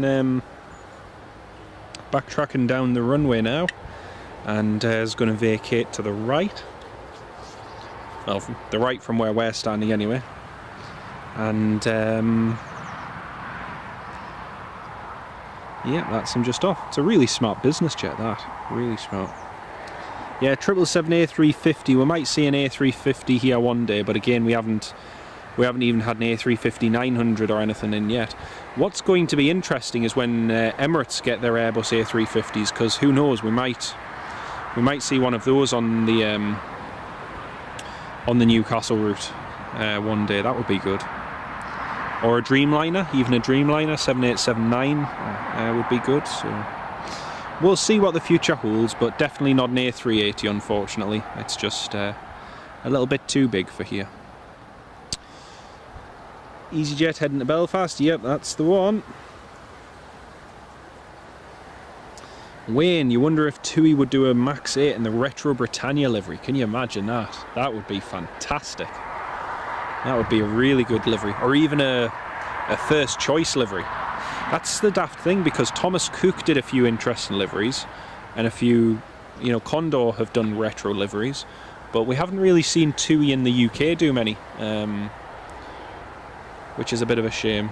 They're pretty standard, their liveries. You'll probably be asleep in 2 hours. It's 8:20. Ah, it's a shame. That's a shame. But hey, it's been great to have you. Great to have you with us the time you've been here. It's been really good.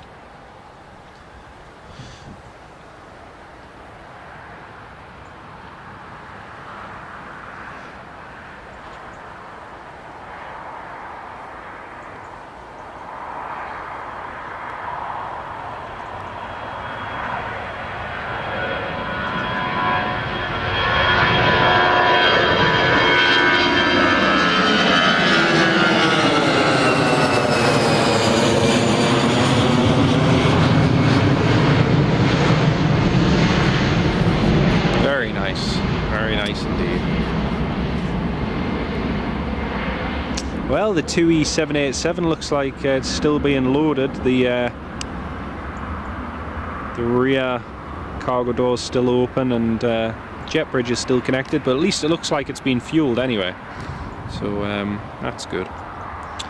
Right, I'm just going to have a quick snack, folks. I'm just going to have a little bit of flapjack, which should keep me going for a little bit.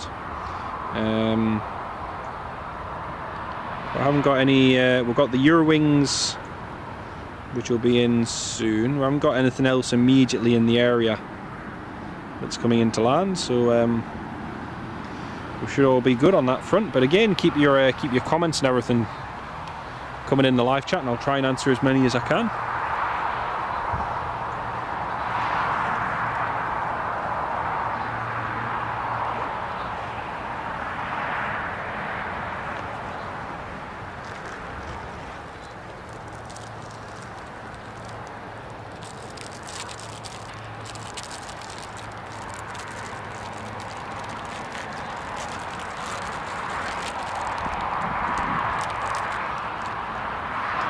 So the Aer Lingus is just about to push back. If we pan over to the Aer Lingus just on our left, that's just about to go.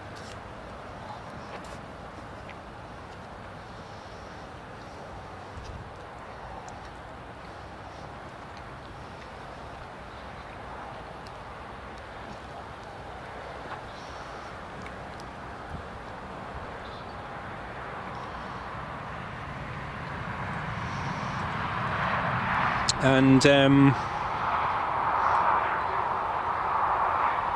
you'll hear that in 10 or 15 minutes time.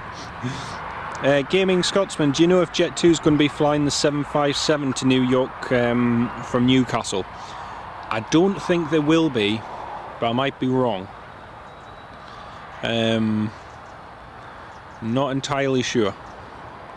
I know there are plans to use the A321neo on the route, but again, haven't really heard anything yet. Alright, sounds like the ATR is just about to start the engines.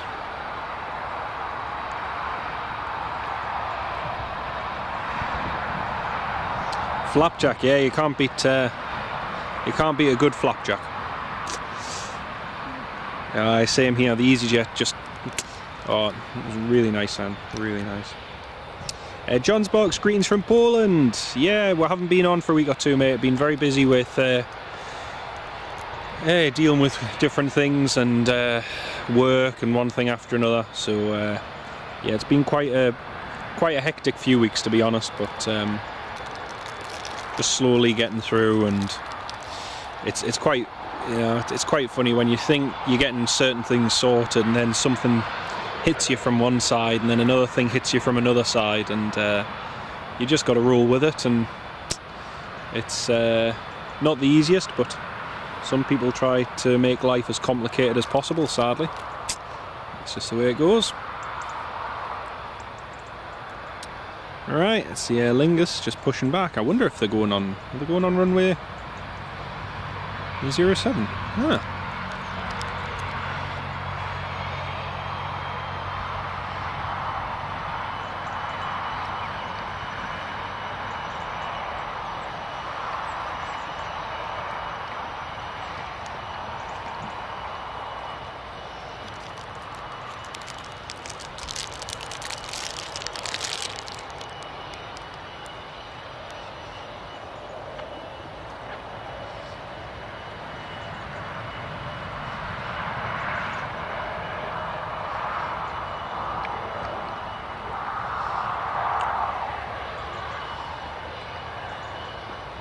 Oh, right, I know why they're doing that. They're pushing the ATR back into there, because over to the left-hand side, the Ryanair to Dublin is also pushing back. So yeah, they're just pushing it back in case the Aer Lingus has an issue and can't taxi. Then obviously at least the Ryanair can get past them. So yeah.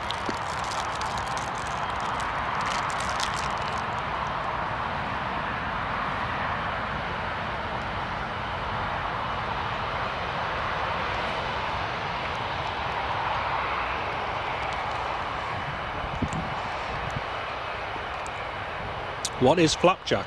Yeah, basically what basically what Chris says. Soft oats, bit of golden syrup, a few what's this got in, raisins or sultanas or something. Yeah, sultanas in. So yeah, it's quite nice. It's filling, but it's tasty at the same time. It's just like having a bit of porridge and without the milk.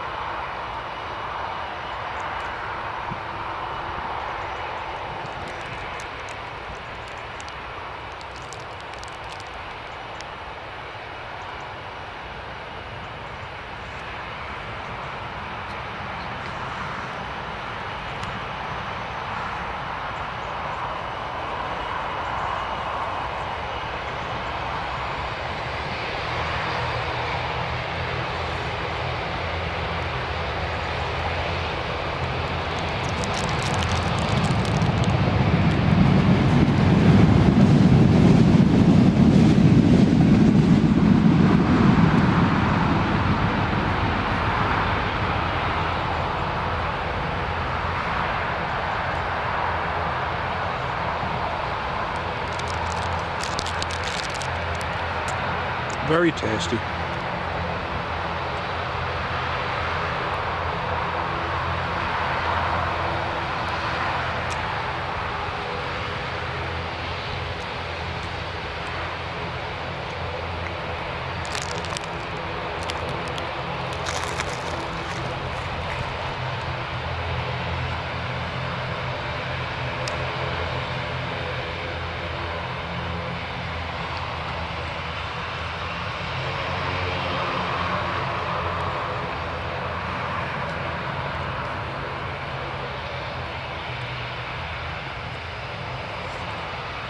Yeah, most most of the props, the propeller turboprop ones, don't tend to do powered pushback just out of just for safety purposes. It did used to be quite common, but yeah, nowadays. Oh, actually, he's going straight down the runway, down by Bravo, because there's no inbound traffic, so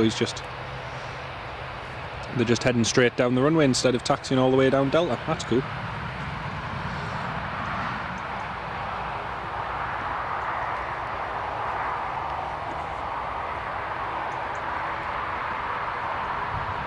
But yeah, I noticed even at Aberdeen the other week, a lot of the Jetstream 41s used to do a power pushback and just, you know, put full reverse thrust on and, well,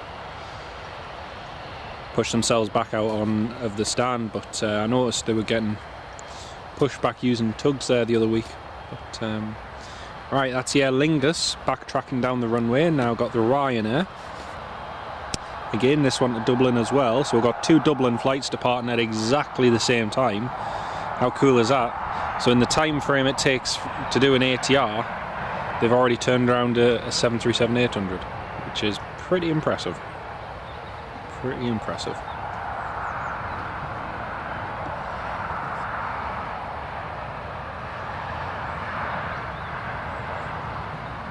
Now the question is, which one is going to land in Dublin first? Is it going to be the Ryanair 737-800 or is it going to be the Aer Lingus ATR? I think the Aer Lingus gets the most, pardon me, the most direct route across to Dublin, which takes it just over the Isle of Man and then across. But the Ryanair has the advantage of being faster, so we shall see. Yeah, the Twin Otters in Glasgow, you're right there, mate. They tend to be the only ones that do it regularly.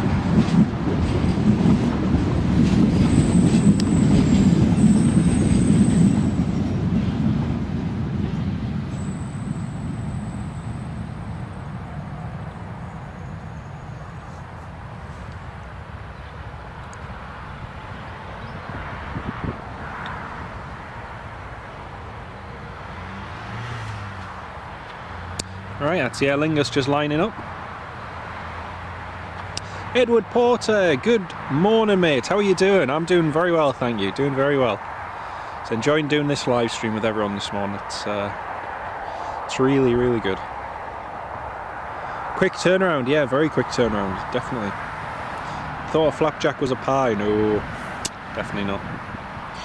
Tui is still quite far away, Wayne. Yep, shouldn't be too long, mate. Shouldn't be too long.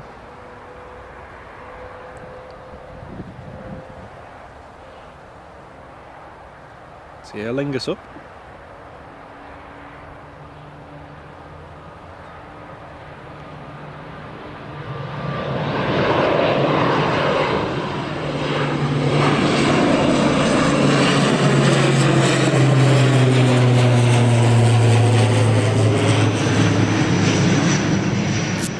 Very nice.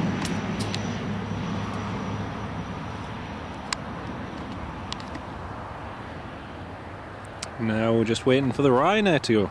We're going to have to change the battery shortly, folks, because we've only got 3 minutes of battery life remaining on this battery, so we'll have to change it in just a second.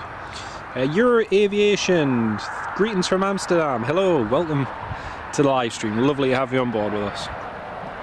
Hello from Newcastle International Airport.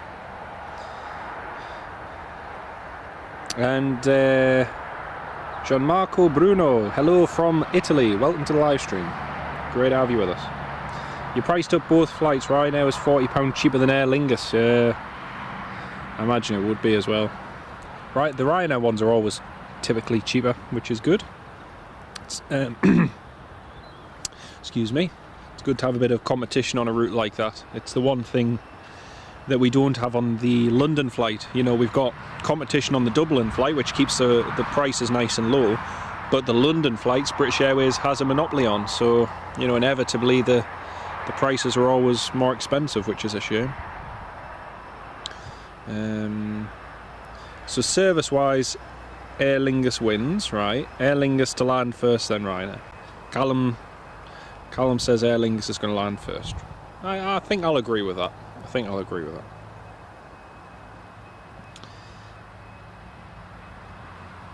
Yeah, no, I totally agree, mate. I totally agree, and it's you know, the whole country is sad as a result of it, you know, and you know, whilst there's not, you know, I get those odd ones, but you know, at the end of the day, I mean, I was working when it was announced the other night on the Thursday, and it was quite, you know, it was quite sad because I had a line of customers when it was announced about the Queen at 6:30, and I had the radio on.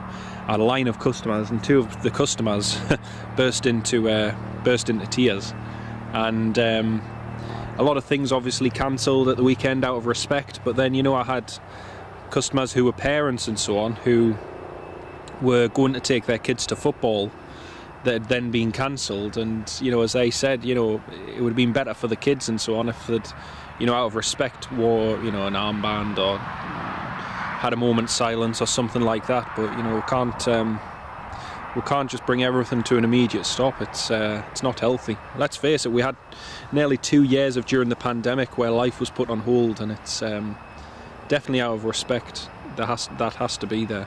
But it's a sad an occasion it is. It's life unfortunately has to go on, you know.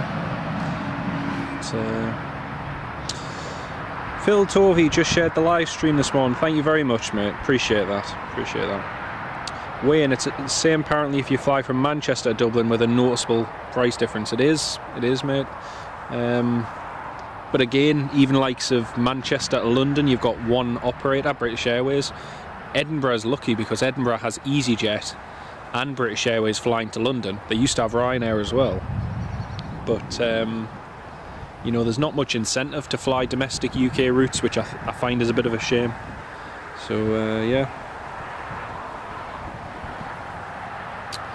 And Tranig52, hello, welcome to the live stream. Nice, great to have you with us. Little Emma, hello from East Sussex, UK. Welcome to the live stream, Emma. Great to have you with us. And hello from the northeast of the UK. It's great to have everyone on board this morning. Are Flybe not entering Newcastle London flights? No, they were actually meant to be starting Newcastle to Belfast flights, but they backed out and decided not to. So anyway, here's the Ryanair flight to Dublin.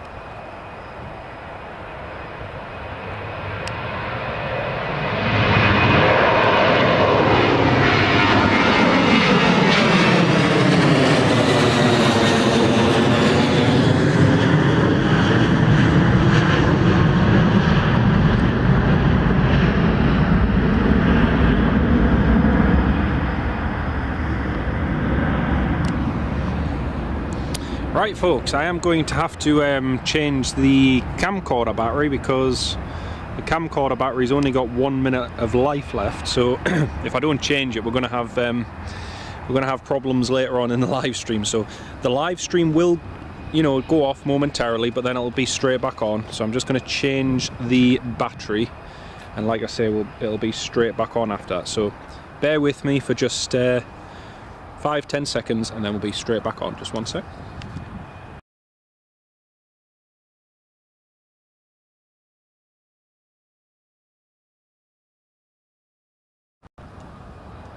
Okay folks, that should be us back online again. There we go.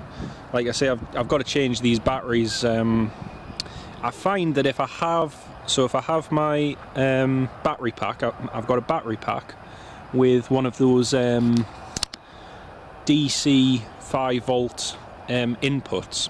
So if I charge the camcorder using my battery pack, it tends to interfere with the audio, and I've noticed on the audio sometimes what you'll hear is like a faint hissing noise, like and that's just as a result of the camcorder being charged using the power bank. So instead of doing that, I just change the batteries, and then that way you don't get any interference and the audio quality's still good. So just in case you were wondering why I keep changing batteries and why I don't just keep it on charge all the time, that's just particular to my setup, but it works, which is the main thing. Again folks, keep all your comments coming in the live chat. We're just waiting for this Tui Dreamliner, which is flying to the United States. That's going to be departing very soon. I think they're just wheeling all the things away from it now, so it should be going very shortly. Then over there we've got British Airways A320 Neo to London Heathrow, and that's going to be departing soon. I'm just going to have a quick drink. It's that flapjack. I think I've got a few bits stuck in my throat, so I keep choking up every minute. That's better.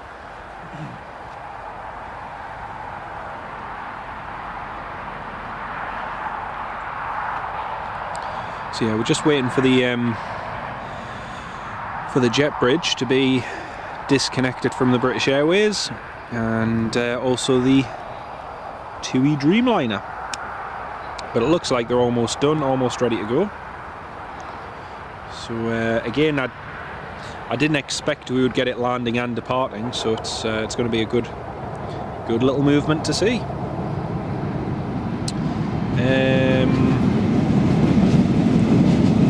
Just have a quick look on the same here, working as well, mate. Yeah, I'll be working this afternoon, so I'll probably have to end the live stream about 2 o'clock, folks, round about then. As long as I've got enough batteries to keep us going till then. Tina, hello, welcome to the live stream. Yeah, it is. Yeah, it's your game. Oh, your under 17 game went ahead with a minute's silence. See, that would have been the most sensible thing to do, especially around ours. But you know, it was a shame because the kids have just had the first week back at school, and it would have been something nice for them. But you know, it's very important to, you know, appreciate what a significant week it is. But at the same time, you know, can't just bring everything to a stop all of a sudden. But not to worry. John Peel, welcome to the live stream. Great to have you with us. You subscribed as well. That's really kind of you, mate. Thank you so much. And Flugesel Schaft, hello from Berlin. Guten Morgen. Hello. Welcome to the live stream. You're about to go to the 24 hours open cafe in the hospital to get a bite to eat. You might get a fruit salad and a cold Powerade, the blue one. Alright, very good, very good. They opened the airport in your town. The company will fly is called Lumi Wings. You didn't know? I'm sure I've heard of Lumi Wings, yes. I'm sure I've heard of it. I'm pretty certain it was in Airliner World about them starting up. I'm sure it was. But, that's great news though. That's great news. More airlines, the more the merrier. That's the main thing. Actually, we've got a fire just being set down at the bottom. So that's the fire training ground down at the bottom there. So Newcastle Airport has a whole fire training area, and firefighters from around the world come here to do their training, and they'll simulate, you know, an accident or a fire breaking out, and then the students have to go and extinguish the fire. So yeah, don't be alarmed. It's just it's something very normal, something very routine here at Newcastle. But yeah, and Ryanair already climbed higher than the ATR. Well, that's probably not hard to do. Probably not hard to do. Well, we're just waiting for the next few movements now, and it'll be either the British Airways. Oh, actually, we've got the Air France to go as well, haven't we? We've got the Air France. The Air France A320 will be departing soon as well, so we mustn't forget that. Coming back to the London route, BA's competition would have to be to London Heathrow. Well, you say that, but then the London Stansted route has always been very popular, and sometimes has actually had more frequencies than Heathrow at times. Such was the competition on that route. So I don't agree with the whole, you know, if you're competing, it has to be Heathrow or nowhere, because at the end of the day, a flight to London, even one of the outer London airports, is still a preferred option to, you know, especially if it's on a cost basis, then, you know, competition is needed. But not to worry, not to worry. Jim Gemmell, good morning. You can blame Phil Tovey for you dropping in. Right, I'll blame Phil then, Jim. But it's great to have you with us, mate. Great to have you on board. If you're just joining us, we're waiting for this Dreamliner in front of us, which is going to be departing shortly. The ground crew, the ground staff are just checking everything out, and cargo's all loaded, fuel's all loaded, so that'll be going shortly.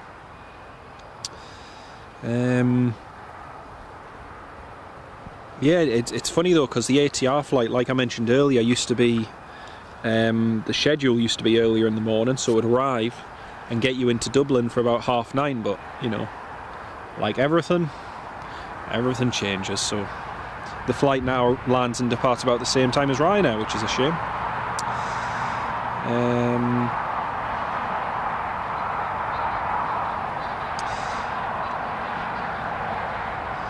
Inbound Brussels A320. Yeah, I think that is heading to oh, where is it? Oh, actually, there it is. The Eurowings A320 from Dusseldorf is just about to land as well, so that's going to be landing in a few minutes. It's at 10,000 feet, so that'll be in a few minutes. I'm just doing a quick filter on Flight Radar 24 just to see what. So we've got. Oh, actually, we've got a couple more. We've got Tui 737 from Mallorca, which is approaching the south coast of the UK. Jet 2's 738 isn't due for another 2 hours. Tui's 738 from Tunisia is due in 1 hour and 17 minutes. Ryanair's 737 from Poland is due in an hour and 20. So yeah, we've got a few movements to expect later on, but at the moment it's just quieting down a little bit. Let's see what else we've got. Oh, we've got a KLM Embraer 175 due at 12:40. Papa Hotel Echo X-Ray Mike. So yeah, we've still got a few good movements to come. Should be good. And Ale LB, hola, saludos desde la Patagonia Chilena. Now, unfortunately, my Chilean isn't that good, mate, I'm afraid, so I would have to Google Translate that, but welcome. And welcome to the live stream. See some of the usual suspect riffraff are here. What are you trying to say there, Jim? Honestly, lad, honestly. And Samil, good morning, welcome to the live stream. Great to have you with us. And Kerry Taylor, good morning from Milton Keynes. Oh, welcome on board. Great to have you with us. You've just found the channel, like and subscribe. It's really kind of you, Kerry. Thank you very much. Great to have you on board with us. And yeah, Samil as well. Welcome to the live stream. Great to have you with us. Yeah, it's all right, Wayne. You had me really confused there, because when you said Brussels, I was thinking we don't have a flight to Brussels anymore. We used to have a flight to Brussels using the BMI Embraer 135, but that was a good few years ago. So yeah, I was a bit confused then.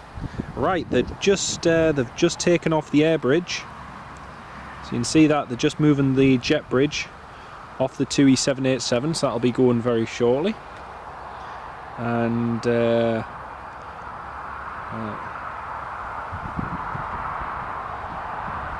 yeah, I can't remember what it is in Spanish, or is it Portuguese? Muy bueno. Is it muy bueno? My pleasure. I can't remember. Or muy. I can't remember. My Portuguese and Spanish keeps getting mixed up.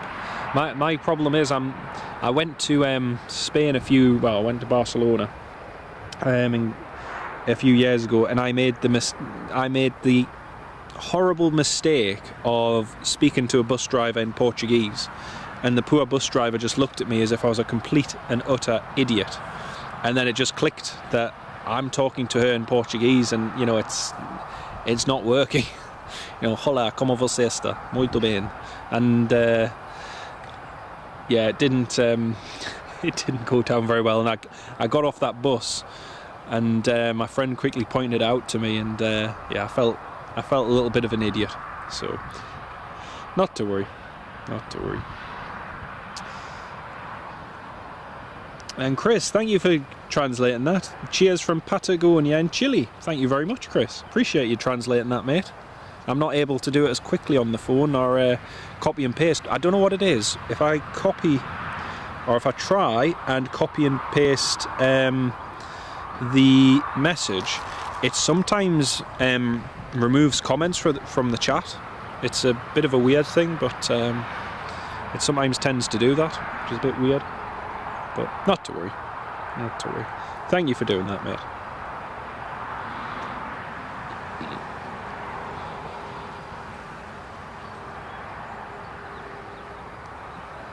They're used to you now. They're used to you by now. Those that know me, anyway. Yeah, man. Well, there's nought wrong with a good bit of banter, man. Nought wrong with it.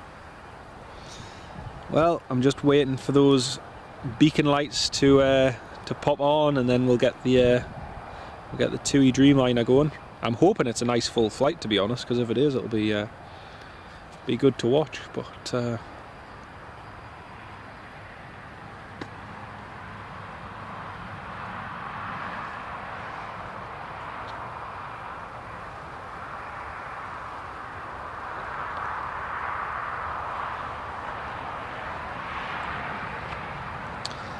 and the British Airways looks like that's just about... No, actually no. I tell a lie. The British Airways, the cargo door on the British Airways is still open fully. Yeah, you can see the cargo door. I thought the... oh, there's a little head.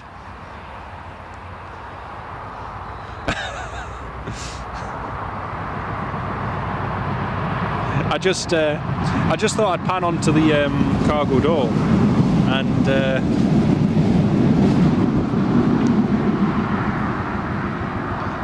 yeah, I thought I'd pan onto the cargo door. Oh, it's actually, they're just closing it now. There we go. So no sooner did I say the cargo door was open, they're actually closing it. But yeah, that was a bit weird just to see a head above that little hill of grass there. Oh dear. Oh, which was it? Madagascar. Was it Madagascar when King Julian he says, "Oh yes, Maurice, this poor little head." When I think it was Melman was in the ground and had consigned himself to his fate, and oh, it was funny. That was funny. And Brendan, g'day from Brisbane, Australia. Welcome on board. It's late Monday night. You just found the channel. Like and subscribe. Really appreciate that, mate. Thank you very much, Brendan. It's great to have you on board. And yeah, I hope it's nice and warm down there for you, down in Australia. It's getting a little bit cool here in the UK at the moment, so we could do with some nice warm temperatures. I know you'll be heading into your summer now. I've actually got 2 friends who are heading down to Australia for work for about 6 to 7 months. They're flying down in 2 weeks. So yeah, flying down, working over the winter, well, your summer, and then coming back here for the start of our summer next year. But yeah, hope you're keeping well. Great to have you with us. Chris Kennedy, de nada, ale, comment ça va? We'll stick with...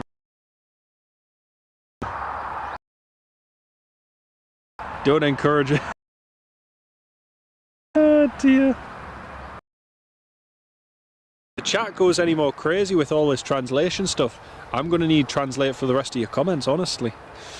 Hey man.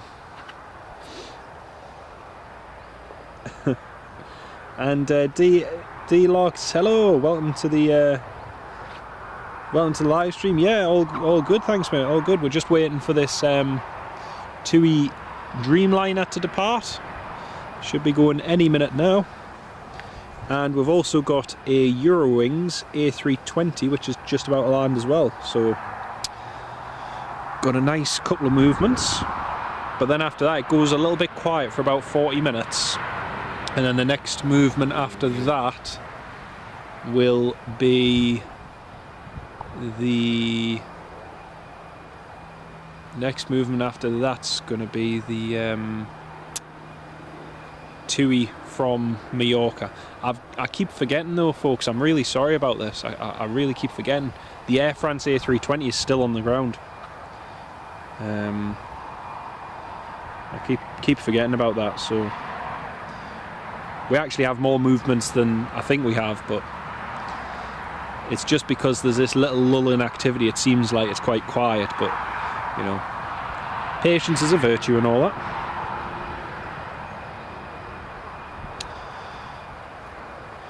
The Tui blue fit, it does, Kerry. You're absolutely right. You're absolutely right. I was just saying before about, you know, when these were first delivered to Thomson, and they had the Thomson the Thomson branding on them.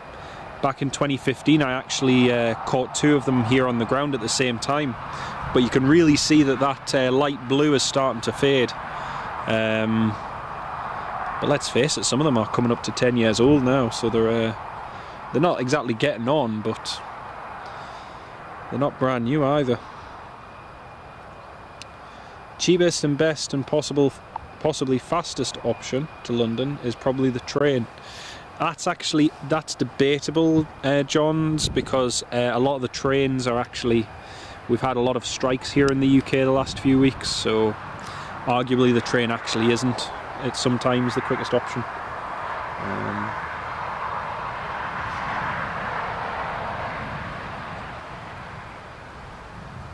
Here's the Eurowings.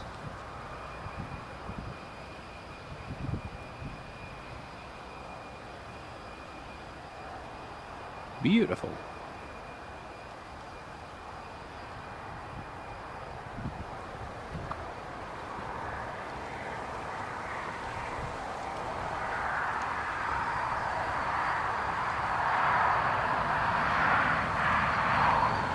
Oh, he's coming all the way at the end of the runway.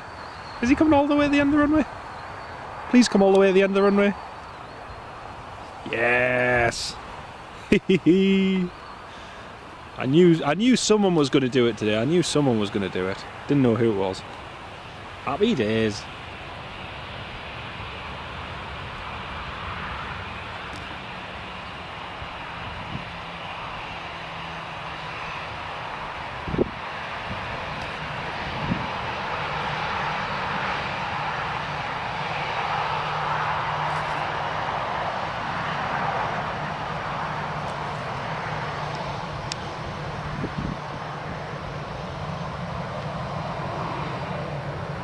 Delta Alpha Bravo November uniform. That's that one there. Ah, happy days.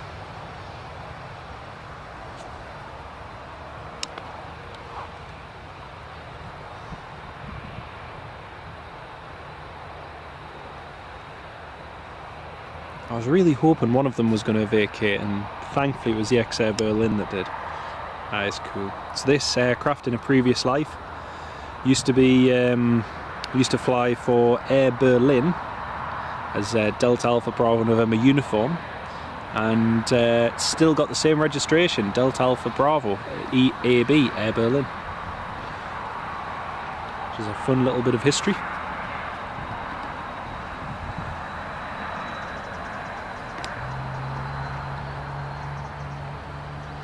East Coast is horribly crowded. It is, Chris, it is absolutely.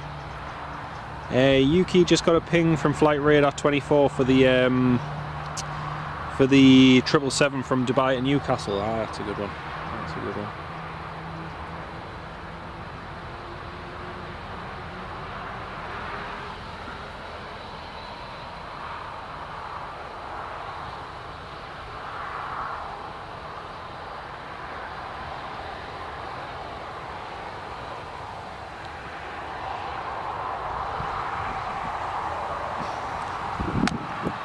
Nice.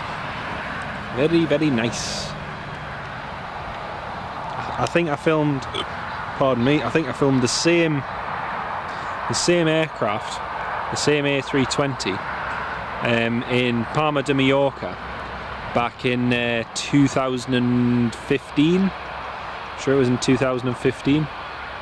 And here it is a few years later, flying for Eurowings. Nice bit of history, that.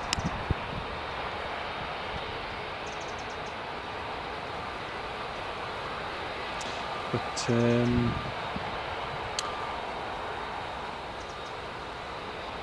that's a shame there, mate. That's a shame. Yeah, unfortunately, needs must, you know, but I hope it all goes well, though. I hope it all goes well. The other thing as well is, at the moment, with the nights cutting in, it's becoming more and more difficult to capture movements in the evening, because obviously the light is starting to fade quicker.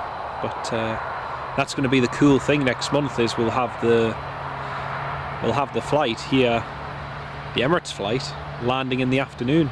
Well, landing in the morning, departing in the afternoon. So that's going to be cool. It's going to be cool.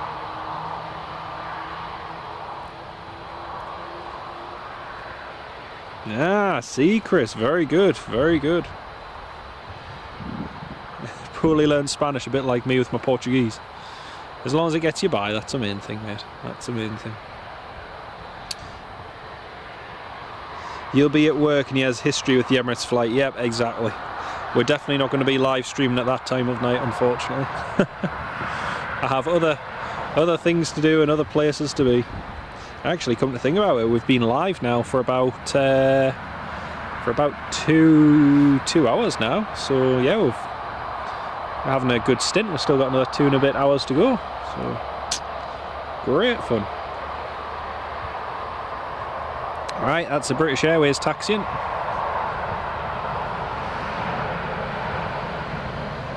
The Ryanair is well ahead of the Aer Lingus to Dublin. I thought it might be, because jet power always wins.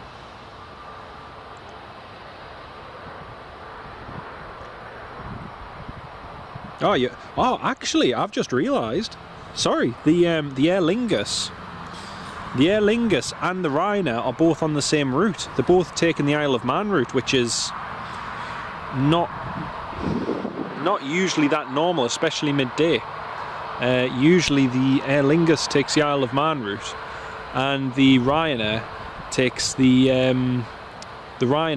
route south down toward Manchester and so on.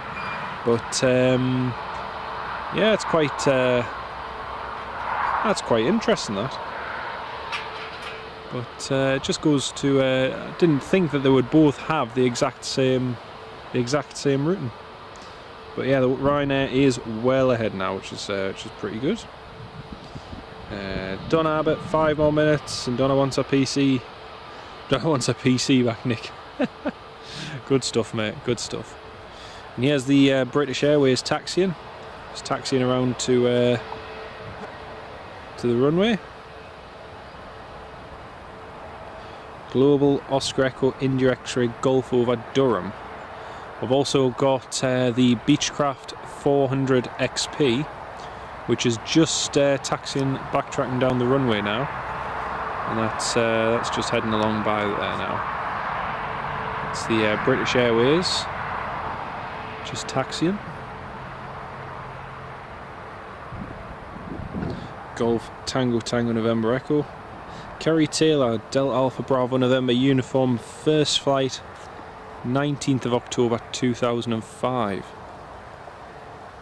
So about 17 years. He's 17 years old next month. That'll be pretty good. So else we've got the British Airways, which is just taxiing. We've also got the Hawker 400 the XP, which is just going down there. You alright, mate? Yeah. Yeah, right. Just so you know, I'm just live stream, so I won't get in. Yeah, no worries. Cheers. Just Jonathan. I'm Jonathan. Yes. You, Peter. Good to meet you, mate. Good to meet you. Keeping all right? We've got the Beechcraft 800, which is just backtracking down the runway there, folks. And I'll be departing in just a second. And the Tui should be pushing back in just a moment. Theory. Have you been to this spot before? Not exactly here. Just the next one up at the top of the hill. It's a good spot. I just wish they would get it quicker. Oh no. Area. Is it Manchester a few months ago. The visitors car park. Yeah. Spot on. It's great. You can just rock up, park your car and go. Or even just over there. Yeah. Charge you. Big idea. Do you remember when the one used to be open in the terminal there? Yes. That was great because you could go up and have a drink and that. I used to be as a kid at the old airport. Oh yeah, nice. Do you know one thing I'd like to ask you? Yeah, go for it. One of the runways called 07 and one of them's called 25. So this one's 07. Right. And that ends 25. That's why. So it's basically the way the runway heading is. Oh, like a compass or something. So basically you head from this direction you're heading east. So 07 heading straight. And then 25 you're heading at 250 degrees heading west. Got you. So much obliged. No worries at all, mate. No worries. Good question that as well. I like it. That's the Hawker just lining up on the runway there. And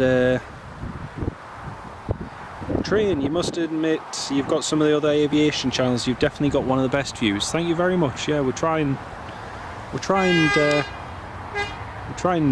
stay at this spot if we can. It's a good spot and you get a good all-round view, and it's really decent. Really decent. And hello to all fans, Chris. And if you could choose what to land next, any airline, any plane, what would it be?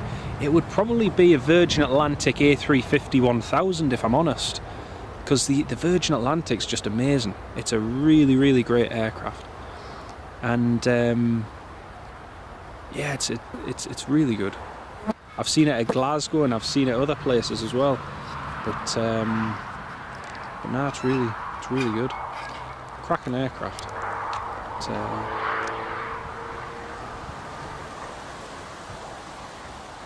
right, here comes the Beechcraft Hawker just rolling down the runway, and we've got the British Airways just about to taxi as well.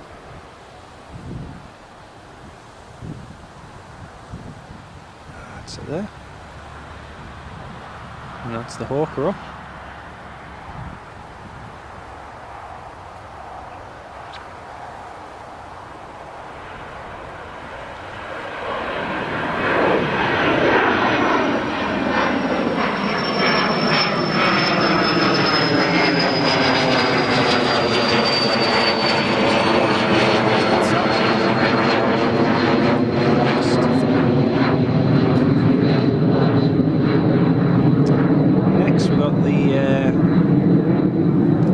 Airways A320 Neo just there.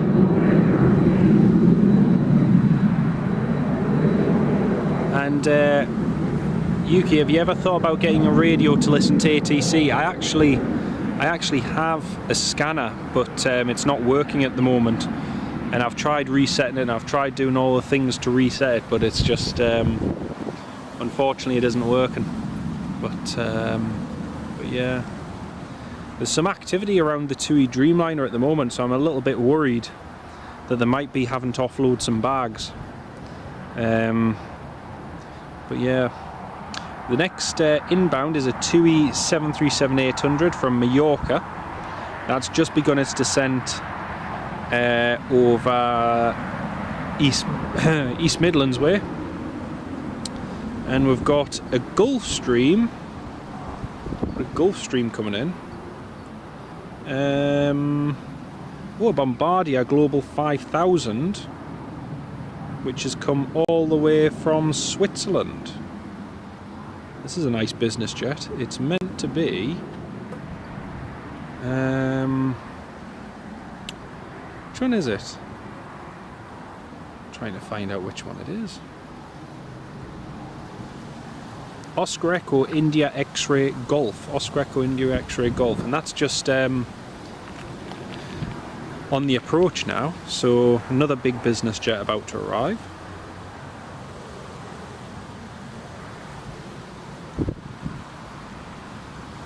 Kerry Taylor, yeah. Sorry, I'd just seen your comment, Kerry. I was just looking on my emails and just seen that. That's brilliant. Thank you for that.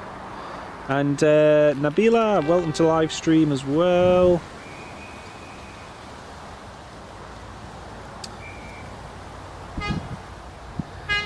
Wayne Tennant, just ask, is Corondon still flying from Newcastle?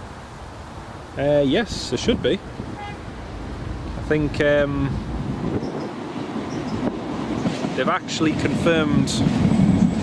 confirmed their intentions to fly to Newcastle for next year as well. And Sun Express, the Turkish airline Sun Express, is going to be flying here as well, so yeah, it should be good.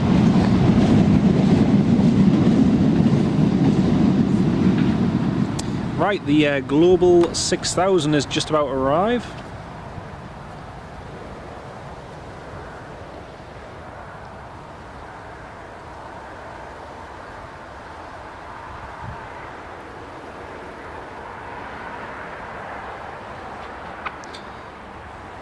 Funny because these look like baby MD80s. These Globals, they're pretty cool. Pretty cool. John Peel, can Newcastle handle an A380? No, unfortunately we can't.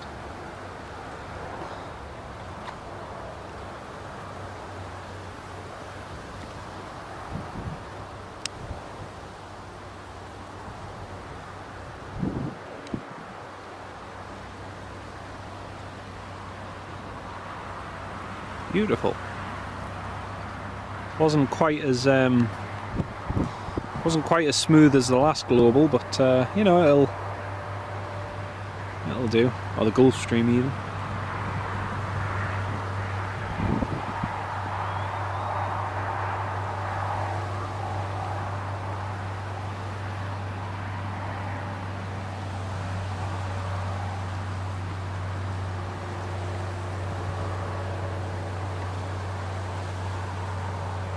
I can see that there's still about 270 of you all tuned in at the moment. It's great to have you all with us.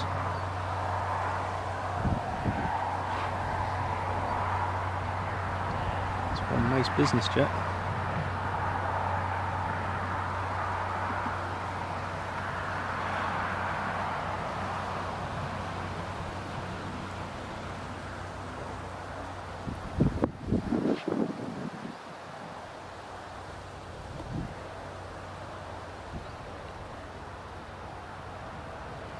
Very nice indeed. Yeah, no worries, Nicky Ross. Take care of yourself, mate. Great to have you on board. We'll see you soon, mate. Lovely of you to pop in. No, I don't know who's on board that, but somebody interesting must be on board. Right, here's the British Airways heading out.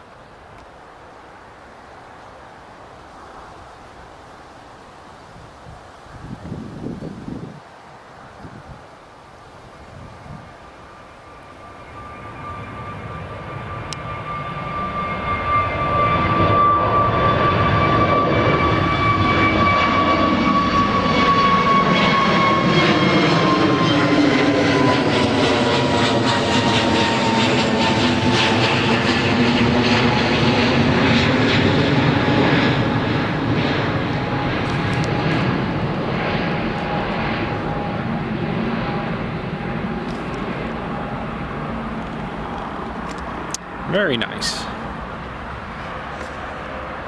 Right now we've just got the Air France A320, that's still to depart. The Tui's still to depart. And the Eurowings are still to depart. So we've still got 3 departures, and then the next inbound will be the Tui 737.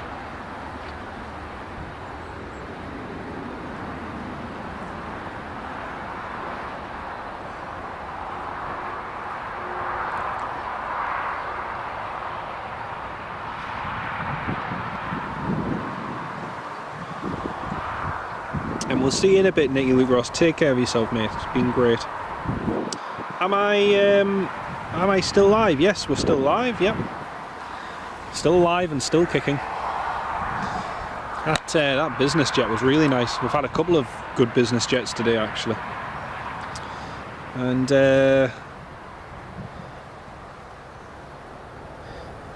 Brian as well. Welcome to live stream. Great to have you with us. And just having a look on Flight Radar 24, just seeing if I've missed any movements.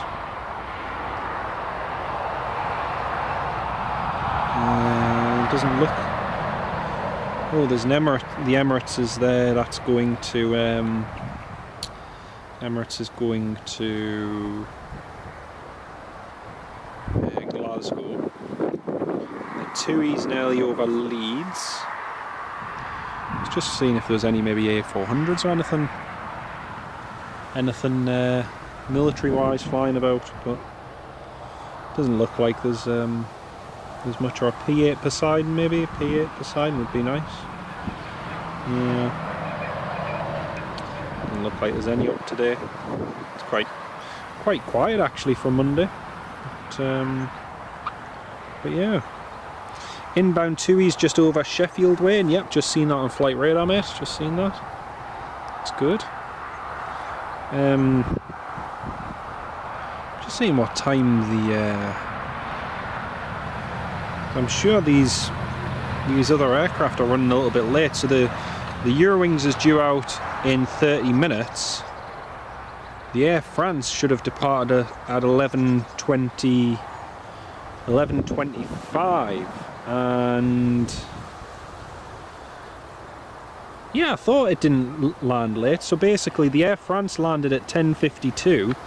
It should have departed at 11:25. Well, it's now 12:15 and it still hasn't departed, so I'm wondering if there's something wrong with the Air France, or if it's got a slot delay or something. I'm not sure, but either way it's running quite a bit late.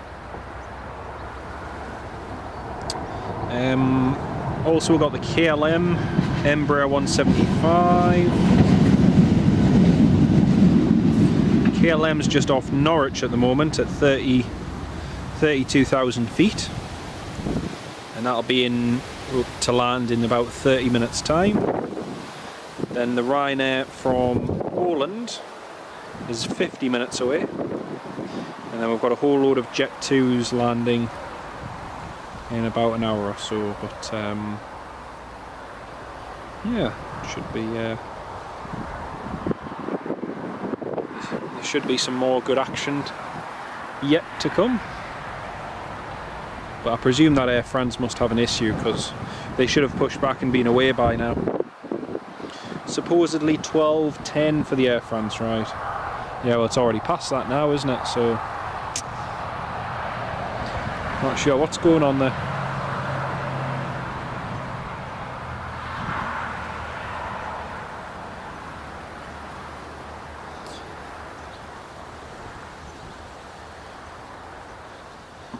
But yeah, we've seen some good movement so far today. It's been quite entertaining.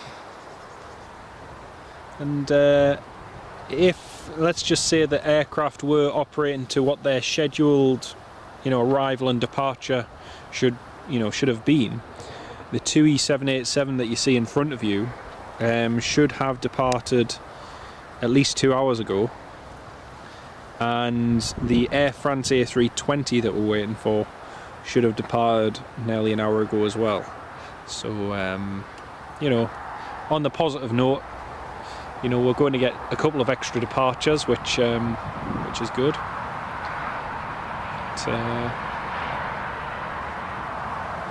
It just makes the interlude between now and the next wave of arrivals a little less, which is nice.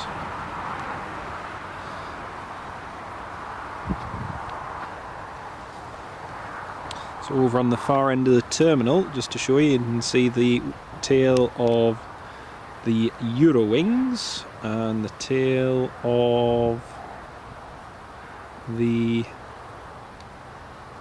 Air France. I think I just went past it. Yep, I did. And the tail of the Air France is just there as well. So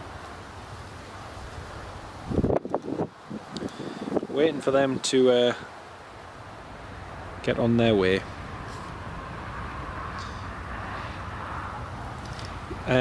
I think there's something, I'm not sure what's happened with the Tui, but the jet bridge was disconnected. The jet bridge for the 787 was disconnected, and now it's been reattached.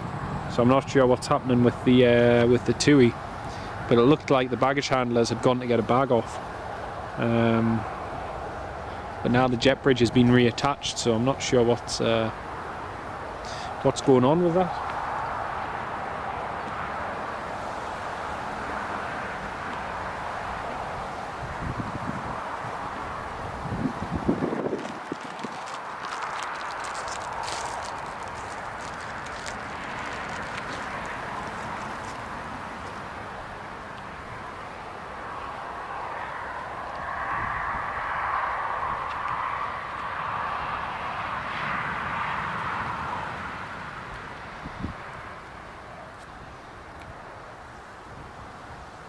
How many gates does Newcastle have?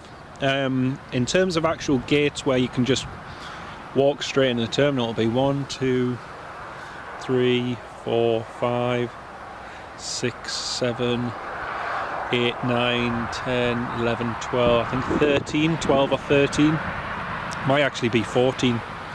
But then stands and everything all together, that's probably near about 30. I think it's about 30 or 35 altogether. Plus the ones on the south side, actually, it's probably near a 40.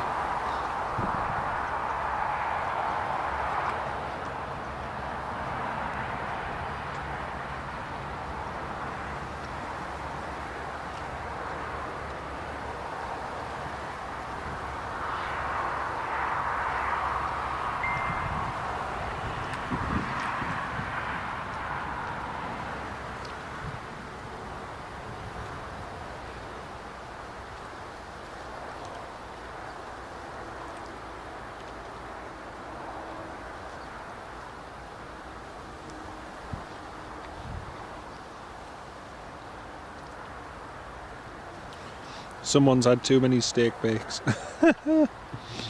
Oh dear. Well, it isn't me, that's for sure. So the Tui 738 from Palma de Mallorca is just approaching Durham at 16,000 feet. So again, he's not going to be too long. But the Tui did look as though it was ready to go, but now the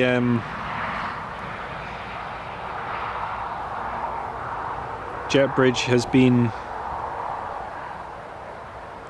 reconnected, and oh, actually they're just taking it off as we speak. Oh well, that's good. There you go, you can see that in front of you. They're taking it off for the second time.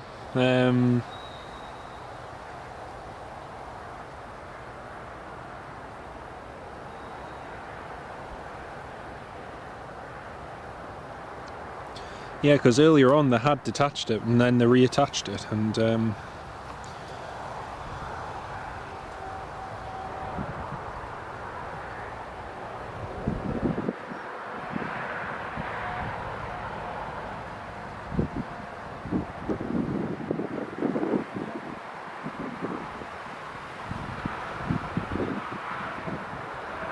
yep, so that's the jet bridge now detached for the second time, so hopefully might actually get the Dreamliner underway this time.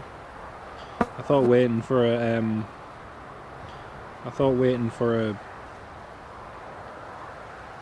an Emirates 777 was tedious, but waiting for a Tui Dreamliner seems to be as equally tedious. But not to worry. There's also an RAF Venom Zulu Mike 336 heading northbound. I'm not sure where they're heading to, but that's left heading north, I think, from what's the training place called near RAF Waddington? Cranfield. Is it Cranfield? I think it's Cranfield.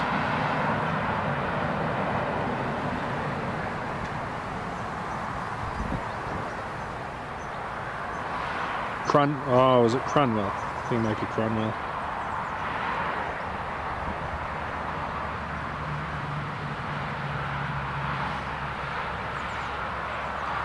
Yeah, my bad. RAF Cranwell, that was it. Oh, actually, they've just the RAF Venom has just begun its descent,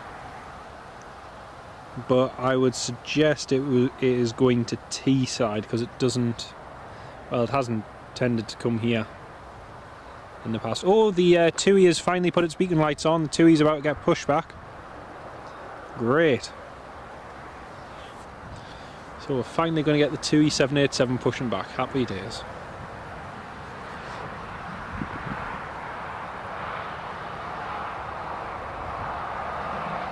RAF Cranwell, that was it. Thanks, Jim, and Tranig as well. Cheers.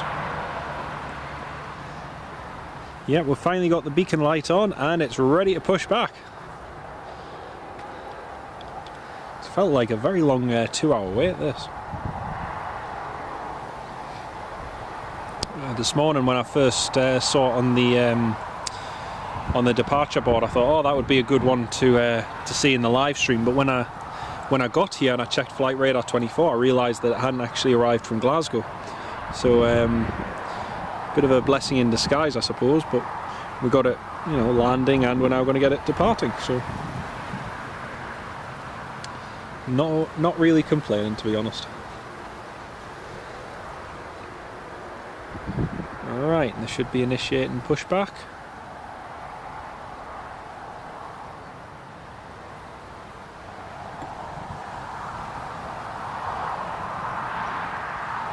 Yeah, everyone's noticed it, everyone's seen the beacon light. I'm wondering if they had to offload a passenger or something, because it seemed just after 11 like that they were ready to go, but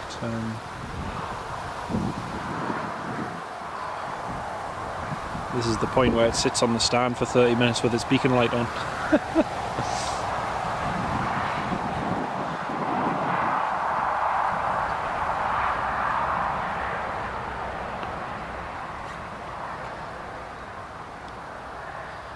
I'm just watching, it's trying to impersonate the Emirates.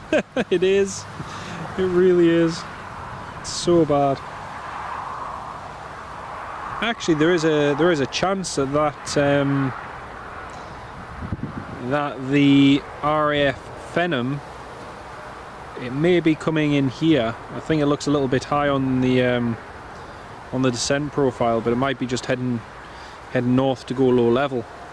But there's every possibility it might come into Newcastle. But I'm saying that it's at 19,000, so it might still be a bit. Yeah, it seems a little bit high. Condor 767 going over. There's also a Piper PA31 heading northbound. Golf Foxtrot Charlie Sierra Lima. And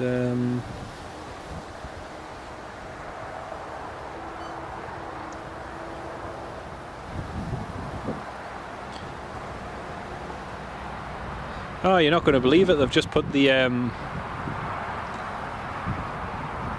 beacon lights off on the Tui 787. Don't believe it.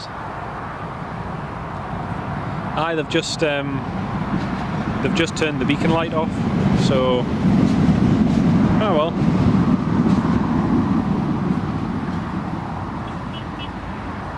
Typical, absolutely typical. Ah, you couldn't make it up.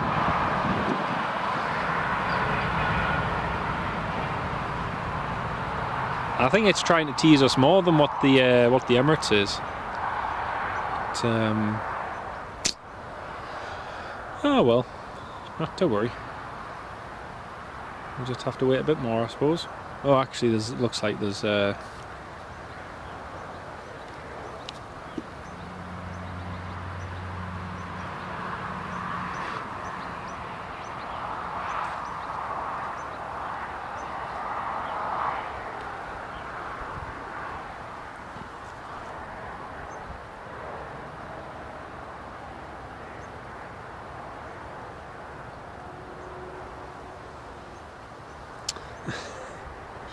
Oh man.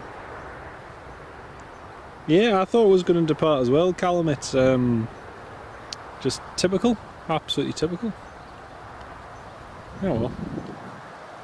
Guess we'll just have to wait a little bit longer then. Still no activity from the Air France over there. The RAF Phenom is still descending down toward us, but again, it looks a bit too high for Newcastle. I might be completely wrong.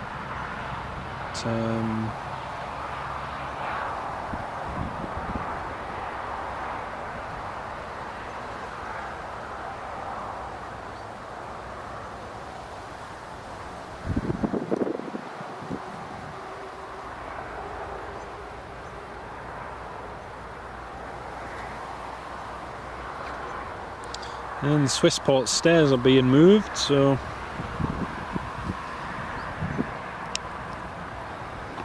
this is another issue.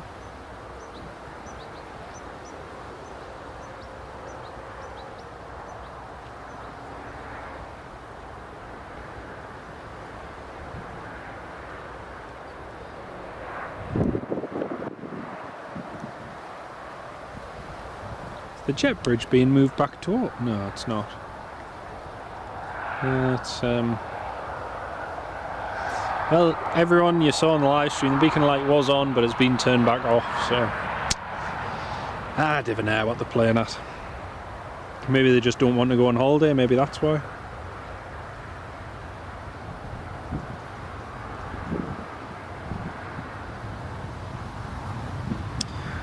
Wonder if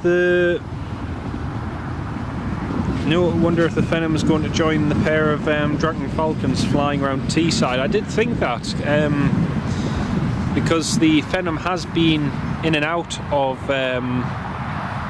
it has actually been in and out of there a few times recently, out of Teesside, but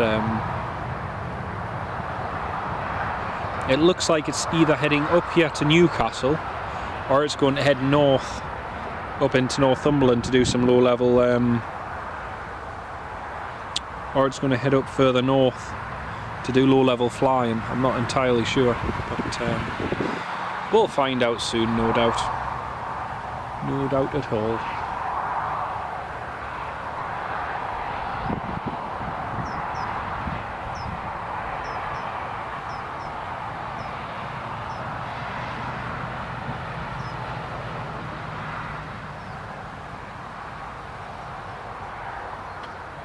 Well, the Tui 787 is just about to turn on to final.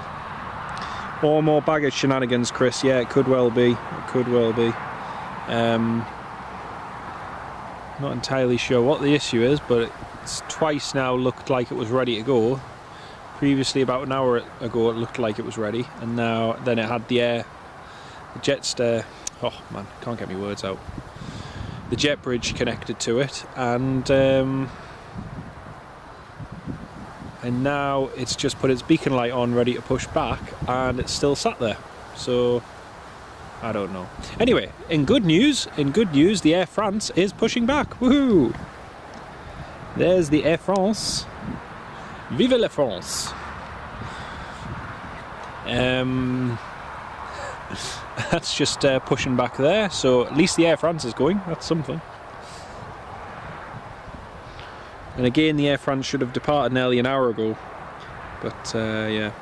Tui's at 3,000. You lost the channel. Oh, no worries, Wayne, no worries. Suspect it's the Oceanic slot. Yeah, it could well be that, Chris, actually. I know they were having a nightmare trying to get Oceanic slots the other day. It was an absolute pain.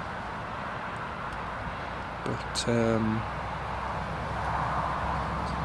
yeah, there's the Air France.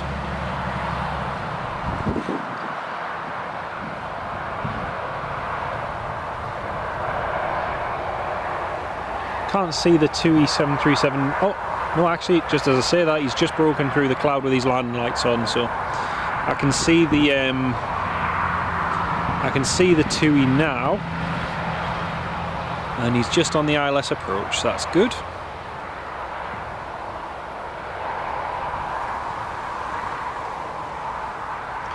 And the Phenom. Yeah, it does look like Zulu Mike 336 is actually going to be coming into here, which will be good. He's at 7,000 feet, descending quite quickly. Pardon me. So it does look like, it does look plausible.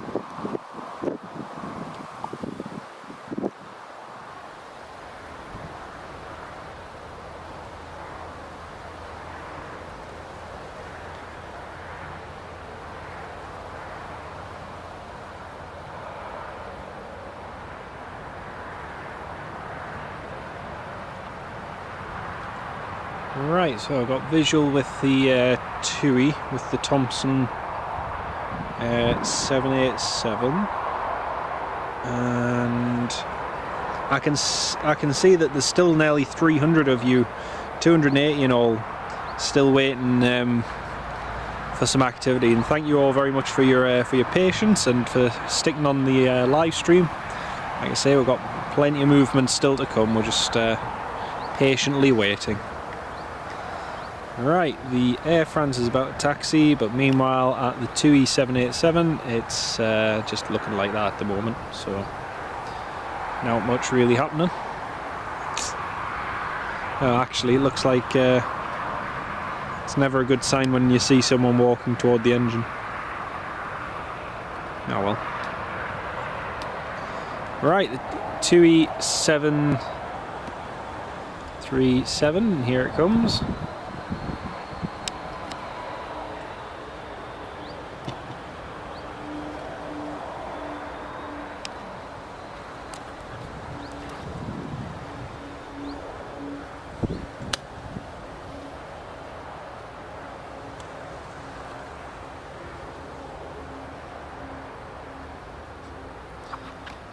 Beautiful.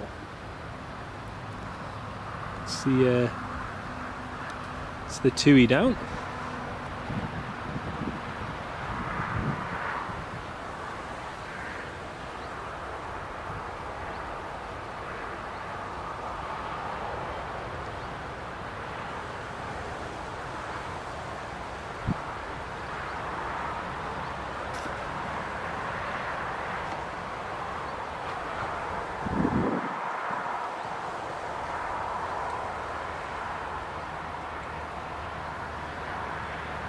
And just off to our left hand side we've got the Air France A320 taxiing.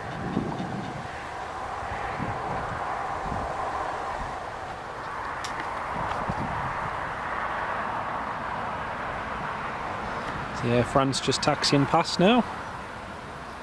And the Tui.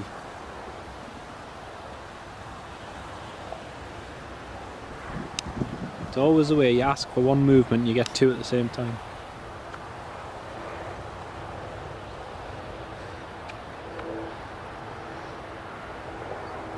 Anyway, there's the Tui, Golf Tango Alpha Whiskey Mike. That's just arrived from Palma de Mallorca.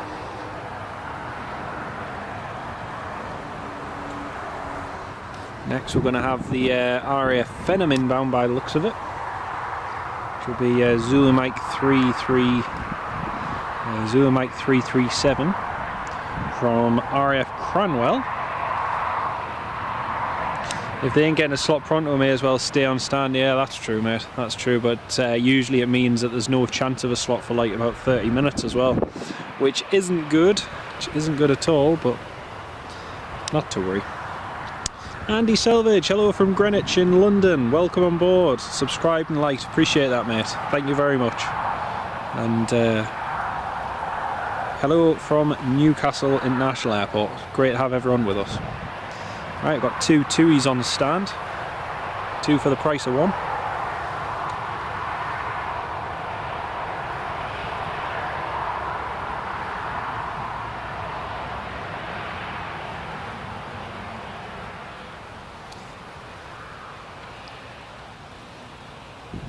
And in theory, the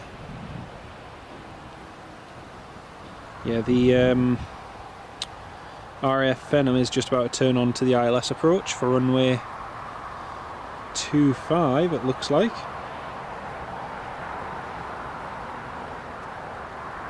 I hope I don't make a massive blunder here and that actually he just goes low level up toward where I live.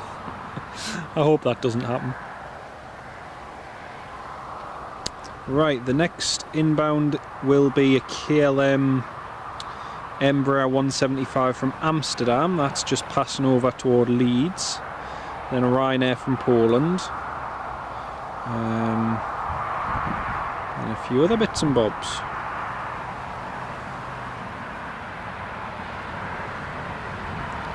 Air France is just holding short of the runway, so we'll pan over there in just a second.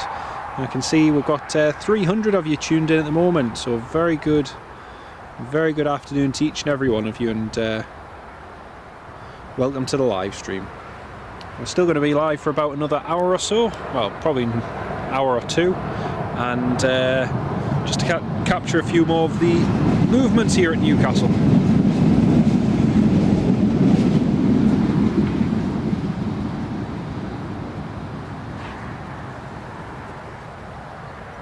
Air France is just holding short of the runway. It hasn't departed yet. As soon as the Air France starts to line up, we'll pan the camera back over to the end of runway 25.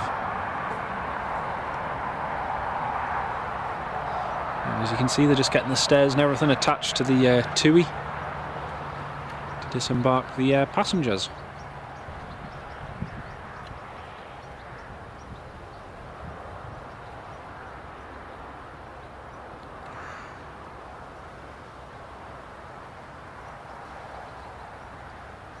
The one thing to bear in mind with this RAF Venom that's coming in, it might be just a low approach and go around. It might just be a landing, touch and go. I don't really know, But anyway, the Air France A320 is just lining up on runway 25 now. So here we go for the Air France.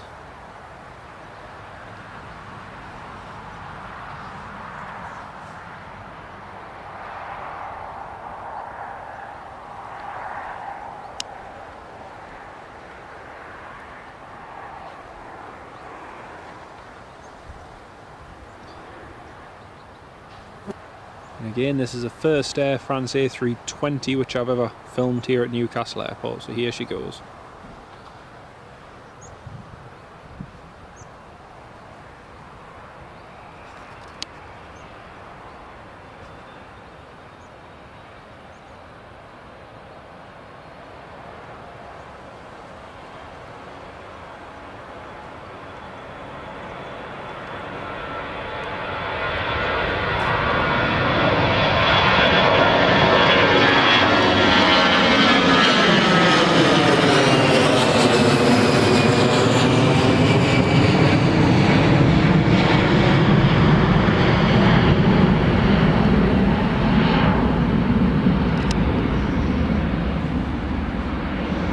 Very nice indeed.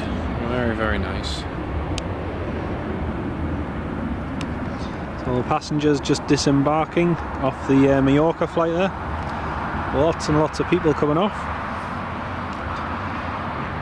Do you know what? Seeing everyone get off this Tui 737-800 really makes me want to book a flight to Mallorca. It really does.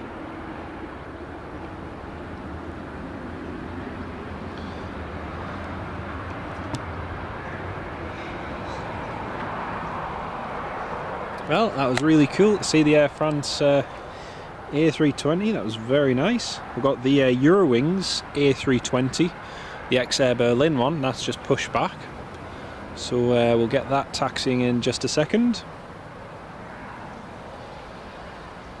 Newcastle's close enough to the entry points for it to be like Edinburgh and Glasgow, where you need the clearance before departing. Yes, a lot of them do get the clearance on the ground before departing. You're right there, mate. You're right. 2 to 3 looking busy with Jet 2 arrivals. Yep, we should get around about 2 o'clock-ish, mate. But after that, we're going to be pushed for time, unfortunately. And Fenham's turning on to finals, Jim. Yep. There is an RAF A400 descending over the North Sea on a direct path for here, is there? Ooh. Let's have a look. Ooh, cool. That would be good. Zulu Mike 411, Ascot 4535. Oh, that would be good. Man, you've got me excited there, Jim. I hope it doesn't just go to do some low-level training along the Northumberland coastline. But oh, that would be mint. That would be super cool. Right, here comes the Eurowings. I'm feeling quite excited now about that. I never noticed that. I was keeping an eye out for the Stavanger Loganair, but yeah, cool.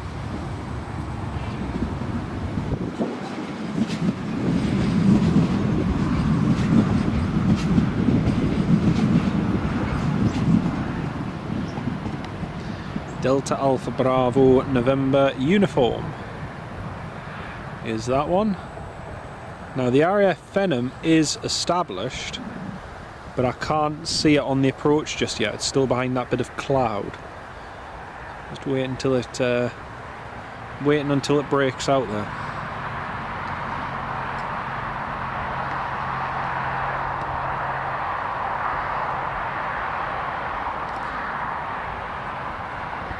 Oh yeah, I've got visual with the Fenham now. I can just about see it. Tranny, gotta go. No worries. Take care of yourself, mate. It's been great to have you on board. It's crap flight times, the Palma. Yeah, it is. All the Palma ones tend to be early in the morning, especially from here at Newcastle. But to be honest, I don't really care about flight times. I like to get away. I've got a little trip planned this week, which many of you, well, all of our channel members know about, but many of you will find out about on Wednesday and Thursday.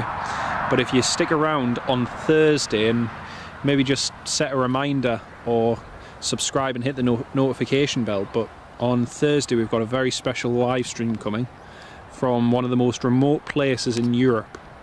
And again, that's providing everything goes to plan, that we have phone signal, battery life, etc, etc. The weather is on our side as well, but if all goes according to plan, we should have a pretty epic live stream in theory. But and yeah, depends on a lot of things, but stay tuned for it. You're not a morning person. That explains it. Look at the size difference between the 737 and the 787. One's bigger than the other. It is quite impressive actually, Callum. It is quite impressive. It just shows you how big an aircraft the Dreamliner is. It really does. The Phenom is just about on final approach, so we'll get ready to film that. Again, I don't know if it's going to be a low approach. I don't know if it's going to be a touch and go. We shall just have to wait and see.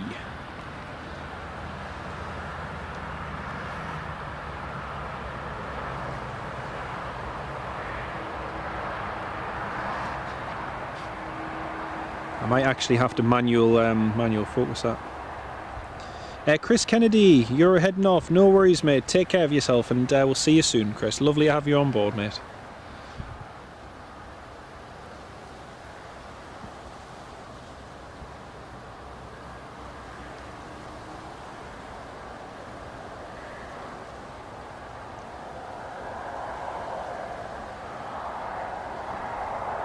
Right, here comes the RAF Phenom.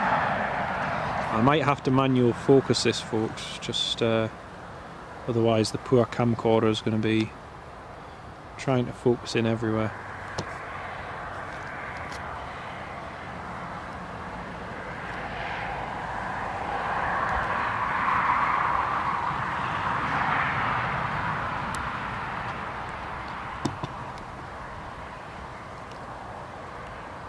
Oh, it was just low approach. Yeah, it's just low approach.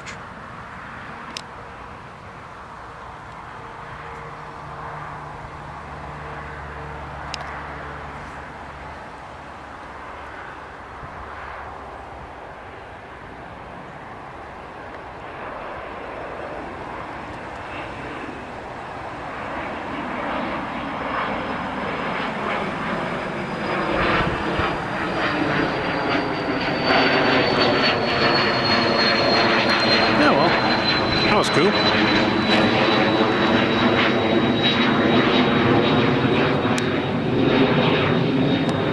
I did think it just, I didn't get the best shot of that on the approach, just I was trying to film that in 4K as well, but he went a little bit, just a tad higher than I'd had set on the camcorder, which is a shame, but not to worry. It was still nice to see though, still really nice. Ryan, hello everyone, welcome on board. Great to have you with us. So now we just need to hope that that A400 comes in here, because that would be cool. Oh, actually, do you know what? It looks like he might be heading for T-side. Yeah, it looks like he might be heading for T-side actually. We've got a Cicada on the approach, and we've got the KLM Embraer 175 on the approach as well, but yeah, it looks like that A400 might be going to T-side, sadly. Not to worry.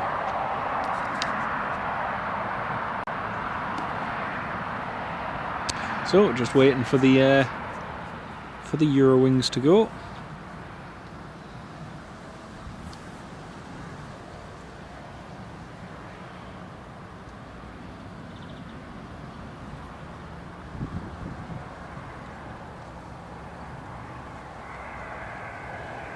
Saying that, they might just be giving the A400 delay vectors for the KLM, but I reckon they might have tried to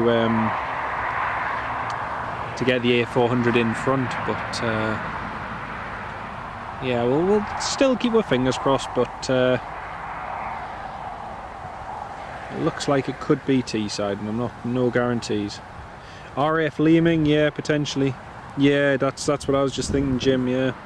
Kerry, G Tyne on finals. Wonder which part of the world it's based in. I wonder. Golf Tango Yankee November Echo. What a registration. Oh dear. I think whoever came up with that registration and managed to get it was spot on, like. But there was an error loading the live chat. Oh dear. I'll try reloading that. There we go. Ryan, thanks for the warm welcome. Oh, you're more than welcome, mate. More than welcome. It's always nice to have everyone on the live stream. Yuli Wa, hello from Germany. Guten Abend.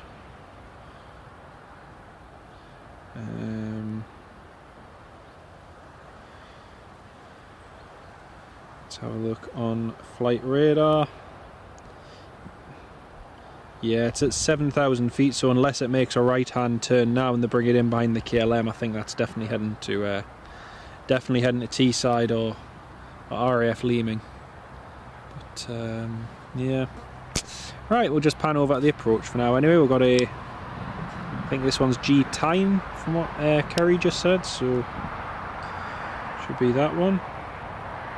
It would have been nice to see that here, but unfortunately not. The Ryanair from GDANSK is descending straight toward Newcastle at the moment. Should be in just a moment.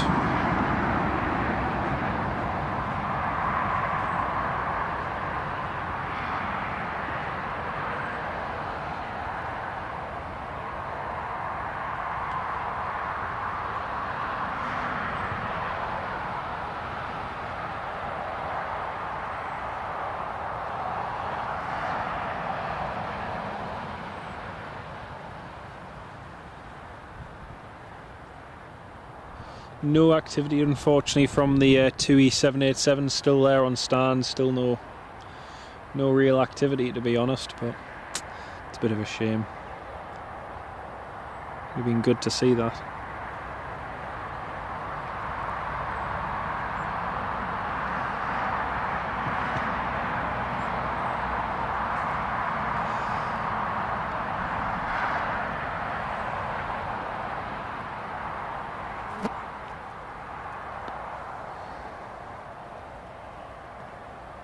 So Eurowings lining up, and Golf Tango Yankee November Echo. There she is, vacating.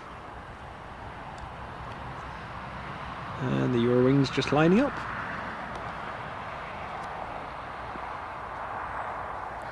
KLM's established on the ILS now. So we'll have the KLM on the ground shortly. It's actually turning a little bit darker now. It feels like it's going to rain. But,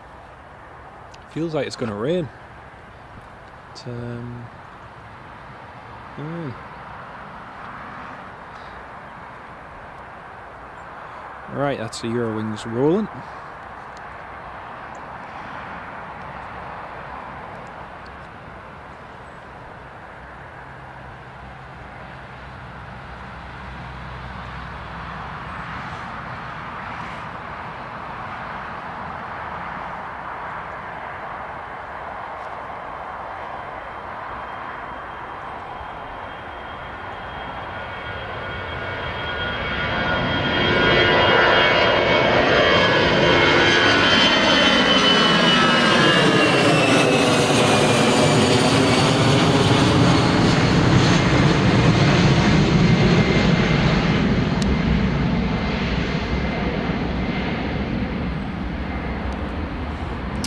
Well, that was very nice.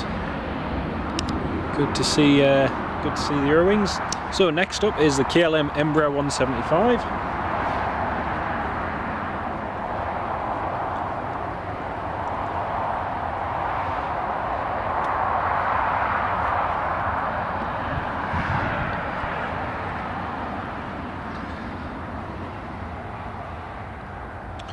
Yeah, it looks like the RFA 400 is heading into Teesside by the looks of it. So it's just on the approach down into Teesside.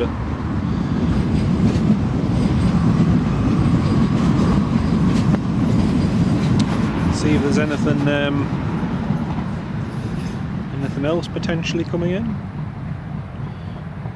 other than the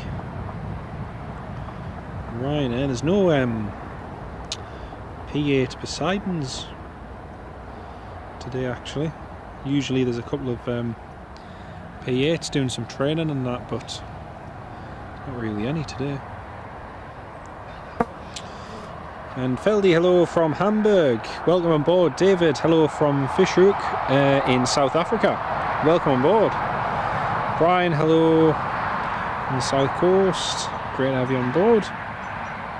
Is the fuel truck not attached to the TUI 787? No, the fuel truck's just parked next to one of the gates, but yeah, I'm not sure what's going on there. It's over 2 hours delayed now, and don't know if there's anything on Newcastle Airport departures. It just says gate closed. Yeah, it just says gate closed, so I'm not sure, but either way there's a fairly substantial delay there. Right, next we'll pan over to the approach, and we've got the KLM Embraer 175. There she is. Just coming in from Amsterdam.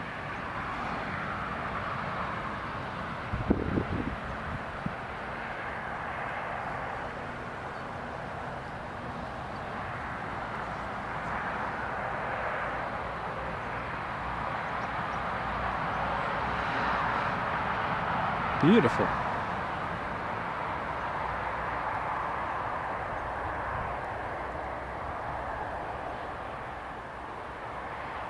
This is the second KLM flight today that we've got. We got the Embraer E195 earlier on, which thankfully was running a little bit later, and now I've got the afternoon flight as well. It's quite weird though, because you know, British Airways had to reduce the number of flights that they were serving to London Heathrow, and it's noticeable some days, other than the morning and evening flight, you know, they have next to no number of frequencies to Heathrow, and yet KLM keeps the number of frequencies to and from Amsterdam without a hitch. So it's kind of telling, really.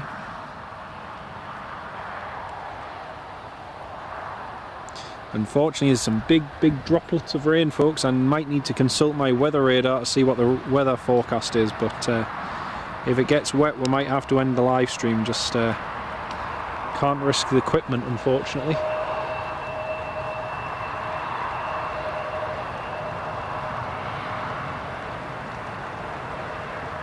I'm just going to have a quick look on the weather radar. I didn't check the forecast initially because it was meant to be fair. I'll just have a quick look.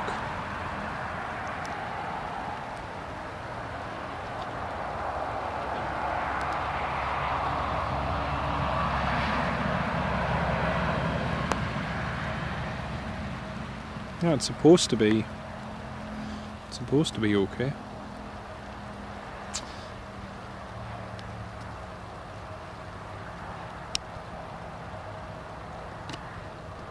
Yeah, there's a little bit of a heavy cell just off to the west there, but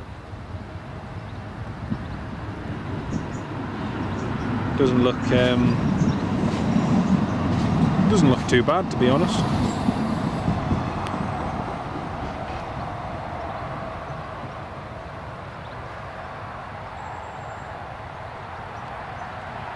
So anyway, next inbound is Ryanair from Poland, and that'll be here in just a moment. APU's on the 787. Yes, it is. It's on, but there's nothing happening, sadly. ERB, good morning from greetings from Brazil. Hello, Edson. Great to have you with us. Welcome to the live stream. She's been late on the past 3 flights, Ryan. Right. Welcome aboard, Salmon. Spent most of your time watching the Phantom and now the Eurofighter. Very cool. Very cool. They are awesome to see. It's just I'm wondering if that maintenance van is. Oh, they've folks, they've actually connected the air bridge again. Yeah. They've connected the yeah, the jet bridge is connected back to the plane, so I'm suspecting that there's a problem or something. And one of the TUI maintenance vans has just left the aeroplane as well. So yeah, the air bridge is attached, and it's a bit of a shame, really. That's the 3rd time that's happened. So they've disconnected it first earlier on today, then they reconnected it, then they disconnected it again, then they put the beacon lights on, now they've reconnected it. So I don't know what's going on with it, but it's obviously a problem.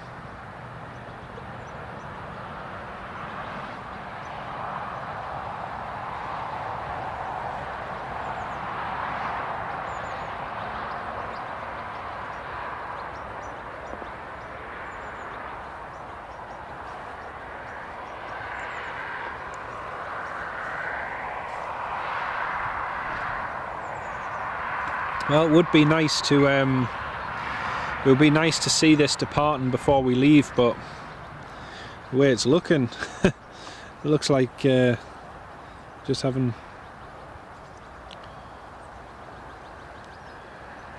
issue after issue at the moment with it. But oh, is that? It looks like they're taking it.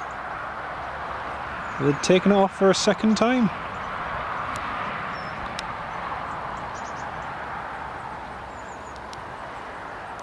Yep, they're detaching the air bridge again for yet another time. So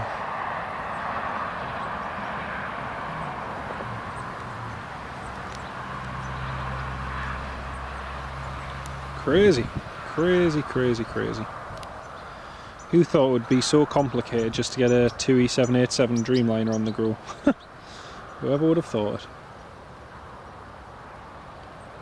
The Logan from Stavanger is on its way, and it should be landing here in 30 minutes. It's not too far away.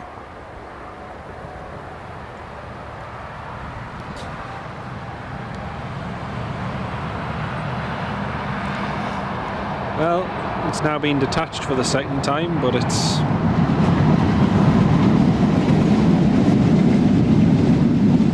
not showing any signs of getting started up and ready to go.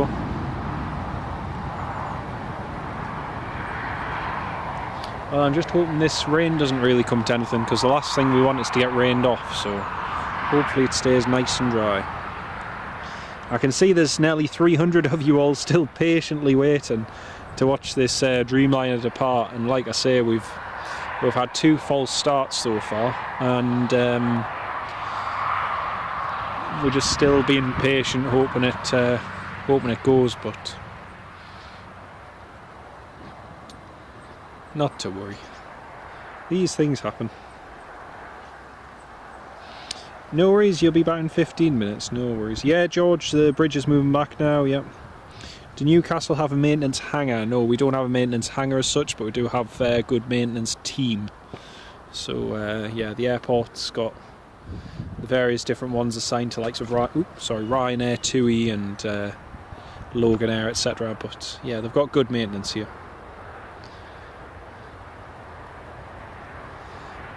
The issue is, whatever the problem is that meant staff had to go back on board, whatever the problem is, there's a good chance they may well have lost the slot. So anyway, the Ryanair is only 5 minutes away. Ryanair's not too far.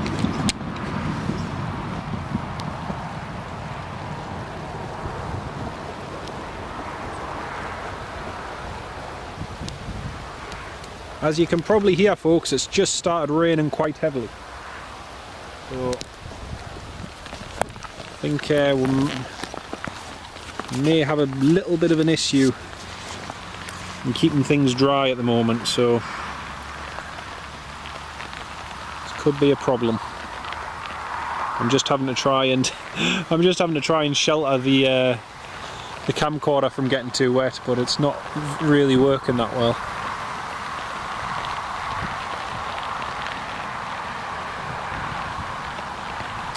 Ah, the things you do for a live stream. Standing out here in the glorious rain.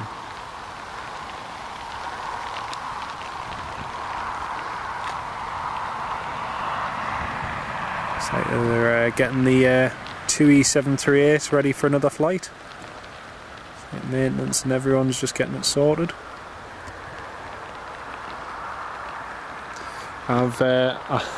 I've managed to get one of my tripod bags and I'm just holding that over the top of this camcorder just so it's not getting too wet, but ideally I should really get myself a big brolly or something, but yeah.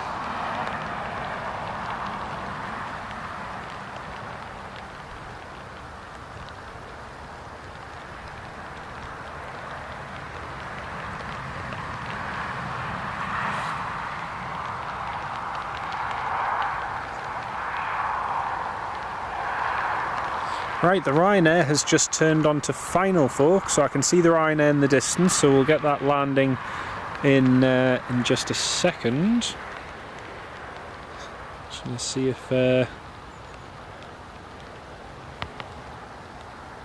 sun breaking out over Newton Aycliffe. Yeah, it's black and rainy here. It's really dark. And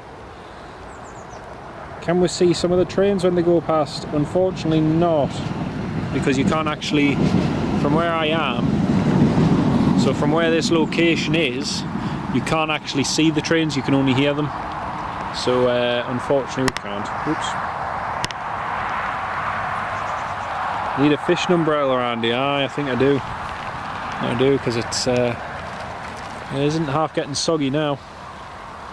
Might have to run to the car and actually I don't think I'd be out. I don't think I'd have time to.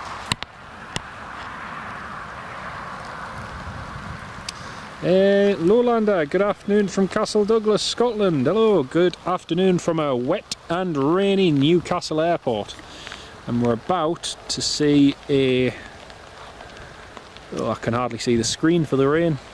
We're about to see a Ryanair 737-800. Let me just dry the screen first. Arriving from Poland, in theory.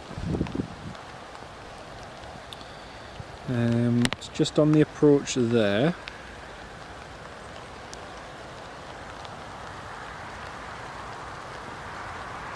Sierra Papa Romeo Kilo Lima from, I think it's Gdansk. There it is.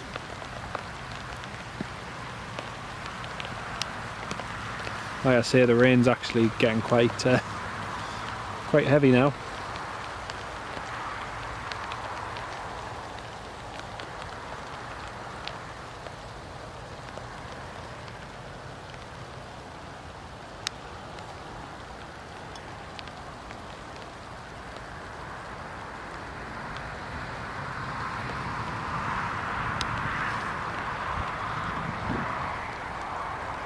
Whoa.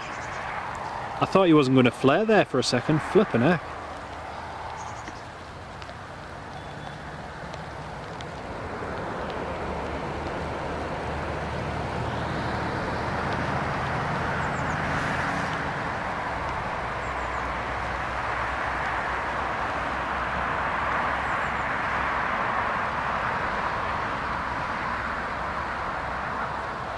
Yeah, when I saw him coming down that quick, I thought he wasn't going to flare. Dear me.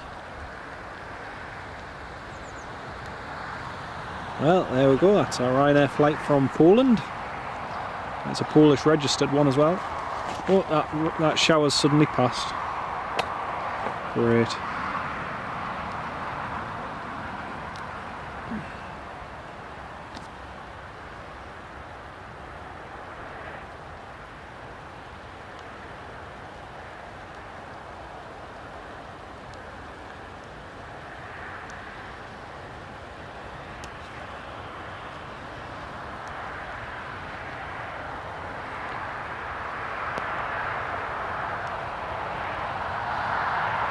Oh, the Tui Dreamliner's pushing back. Tui Dreamliner's pushing back. There, she's going. She's going. Hey.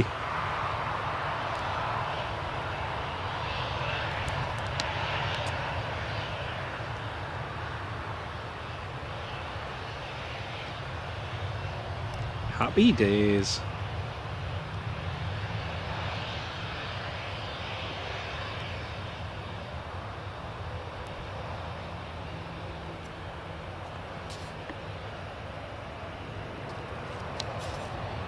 Just what we've been waiting for all day, the Tui Dreamliner, and finally it's pushing back. It's felt like an absolute age, but hey, at least we should get it departing. Let's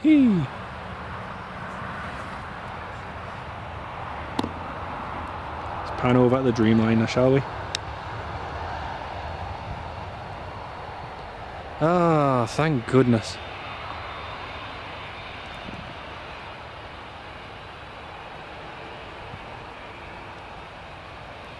Don't forget, folks, if you're enjoying the live stream, feel free to share it with your friends and that, and you know, if you know anyone who'd be interested in watching it, feel free to share it with them as well. So lovely to have you all on board. A400 land at Teesside, yep. Normal weather services are now resuming, Jim. In other words, wet and windy. Yep. I wouldn't care, actually, to be honest. I've not had that many times in the past year where it's been wet or windy, so it's actually a bit weird for it to be like that, to be honest. And yeah, the engine's starting up. Ryan, the Tui 787 has appeared on radar and is now pushing. There it is, you got it. You see it here first. She's off to Melbourne, Orlando. Kerry, yep, Tui's pinging, we've got her. There she is. Engine's been started up, and we've got a little bit of a damp runway as well, so this should be good. This should be very good.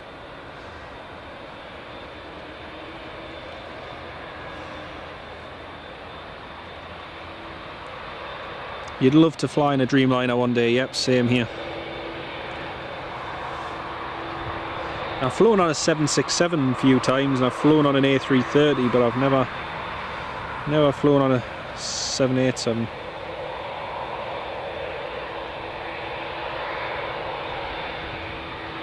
So the next inbounds that we have, so we've just had that Ryanair land from Poland. The next inbound we have is Loganair from Stavanger. Then we've got Tui from Tunisia, then a Jet2 from Alicante. So we've got those three which are due in the next 10-15 minutes. And we'll probably be ending the live stream fairly soon, folks. I didn't realise just how bad my phone battery is, but my phone battery is actually only at 20%, so we've only got about 20% remaining, unfortunately. So we'll probably have to end it after the Tui lands from Tunisia. So, but yeah, it's been a good live stream today. It's been really good. Delivered to Thompson in June 2014. That's right, Wayne. I can remember that. It's yes, finally. Tom your tan up here in Essex, Tina. Oh dear. Sadly not the case up here today. Right, taxi lights on. Let's get ready to rumble.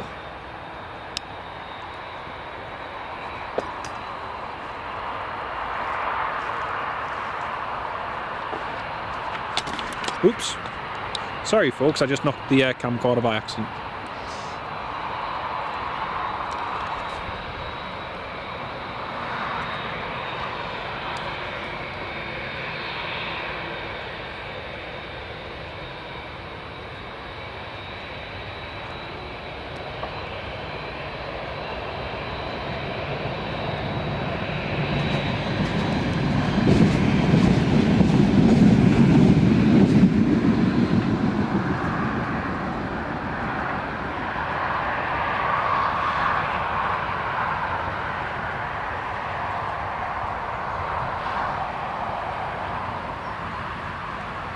Yeah, we've been very fortunate today because we got, like I say, we got this landing earlier. Now we're going to get it departing. Equally as cool.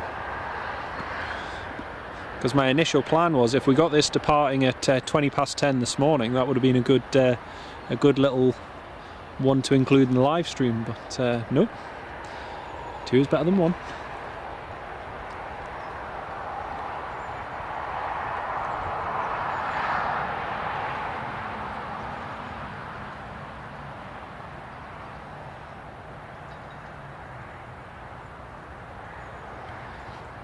Oops.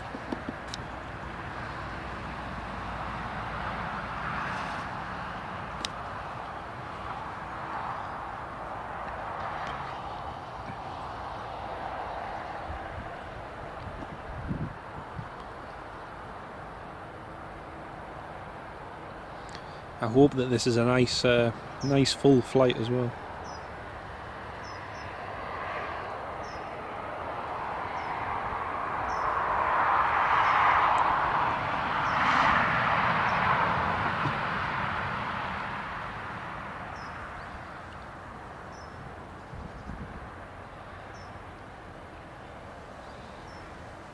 Yeah, it's been really good. We've had a good day. We've had a good day.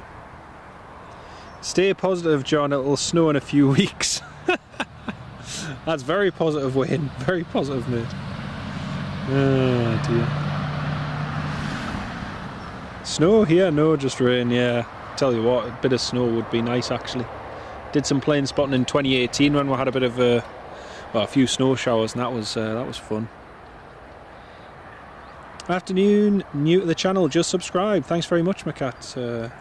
Much appreciated.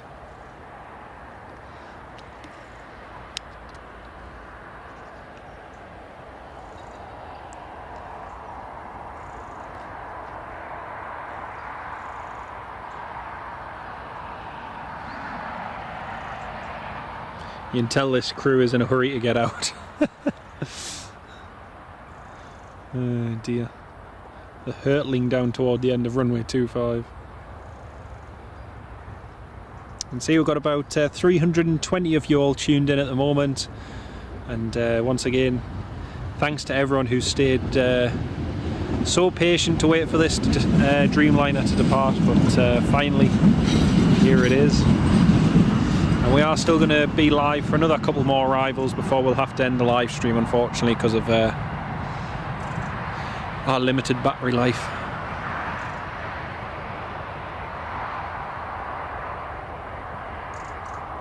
So nearly 3 hours late this flight is, nearly 3 hours.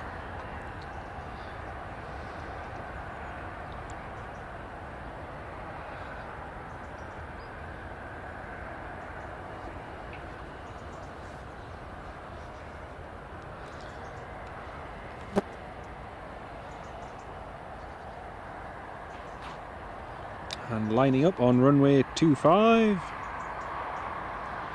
Oh, the beast from the east, definitely, yeah. The thing was, it was so bad, the snow, it was hard to actually get out from around where I lived, because where I live is fairly rural, so aye.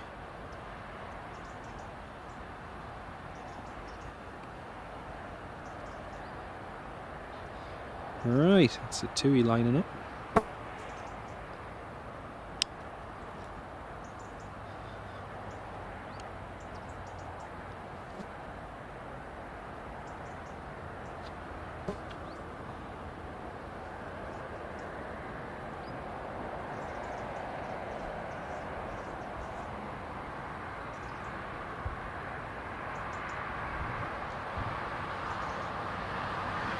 Right, folks, here we go. Star of the show, Tui 787 Dreamliner to Melbourne in Orlando.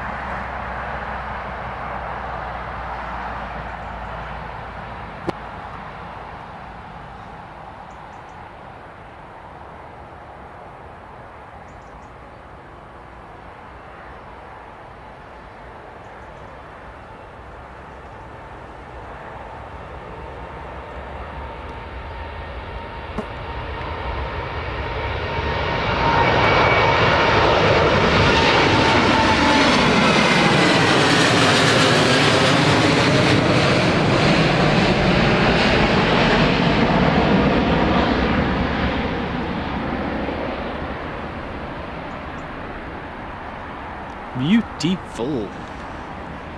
That was cool. That was really cool.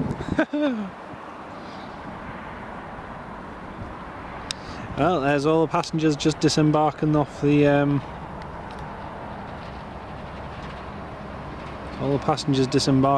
Ryanair.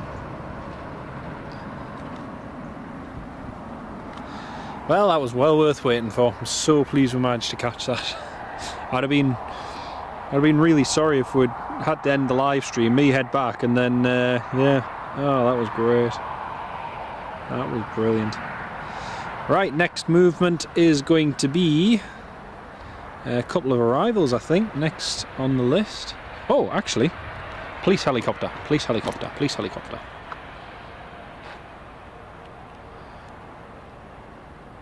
Oh no, he's heading the other way. That's a shame. I thought for a moment he was heading this way, but no. Ah well.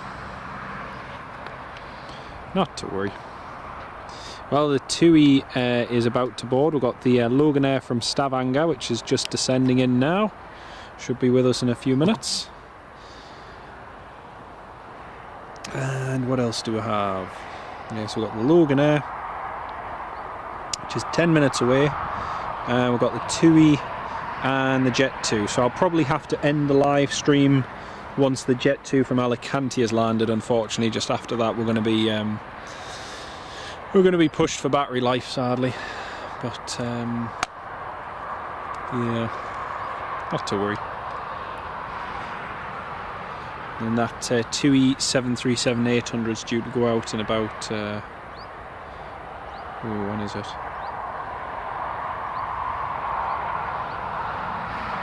Departures 2:05. It's departing at 2:05 out to BOURGAS. So unfortunately we're going to miss that.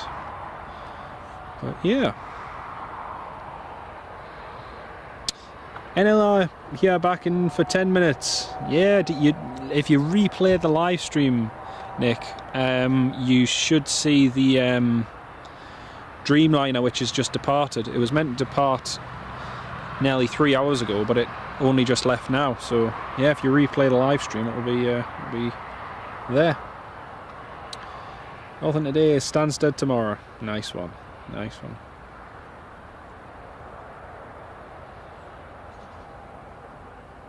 Oh dear. What happened to Corondon, Wayne? Nothing really. They're still coming and going, but I think next year they're increasing their flights here, and Sun Express is starting a new flight here as well, using a mix of 737s and 737 Maxes, so that'll be good to see. But yeah. Did the Phenom land? No, it didn't. The Phenom did a low approach and go around and then just disappeared back to Cranwell. So, bit of a shame really, but not to worry. So we've got 3 more movements to go.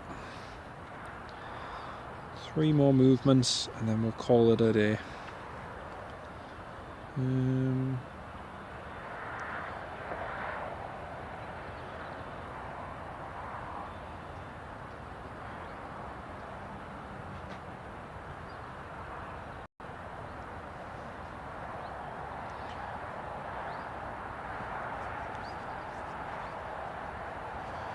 Having a look to see if I've missed any. Oh, there's an Antonov AN28 gone missing with 3 on board. That's not very good.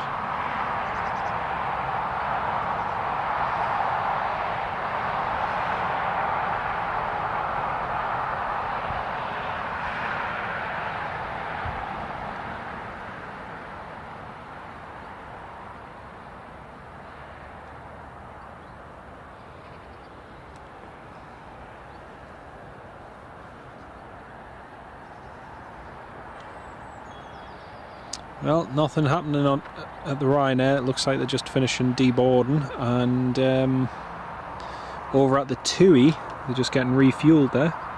They've just been a new crew who've walked on board, so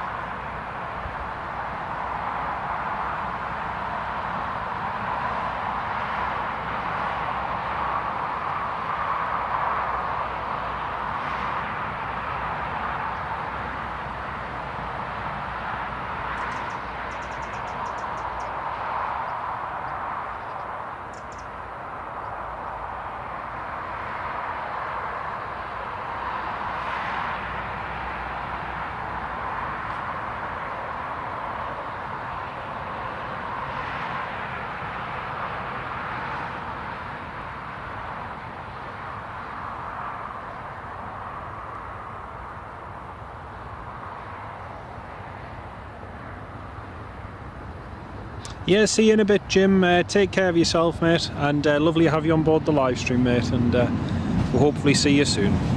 Take care of yourself. William Michael Saunders, hello. Sorry for the background noise, folks. That's just the metro train you can hear in the background. Shortbread tin inbound. Sounds like a plan, mate. Java 64, greetings from Richmond, Virginia, USA. Good afternoon from the northeast of the UK. It's lovely to have you on board with us. What camcorder do I use, William? I use a Panasonic HC V720. That's the one I use. But I also use a 4K camcorder for doing still footage as well. So I do a little bit of mix and match. Right, I just need to change the camcorder battery for the last time, folks, because sadly we're running on empty again, so I need to change it. Just bear with me 1 minute. I'll just quickly change it.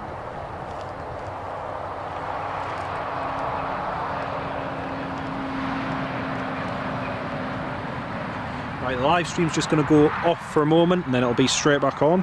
We've got the Loganair Embraer, which is on final now, and we'll catch that in just a second. So bear with me 1 minute.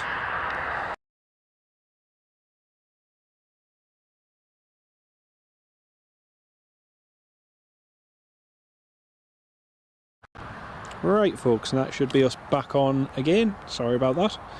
Had to change the battery.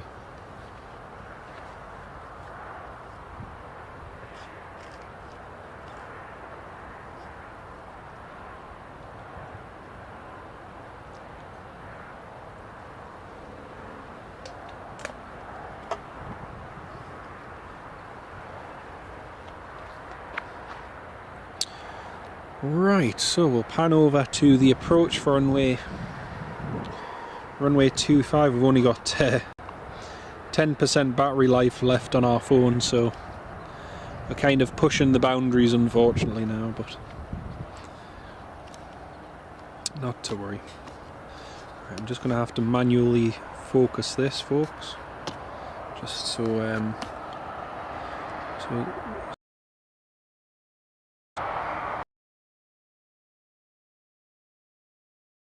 5 from Norway, from Stavanger, and the Tui 737 from Tunisia is about to turn on to final, as is the Jet 2 from Alicante. So we've got those two just about to excuse me, just about to come in now.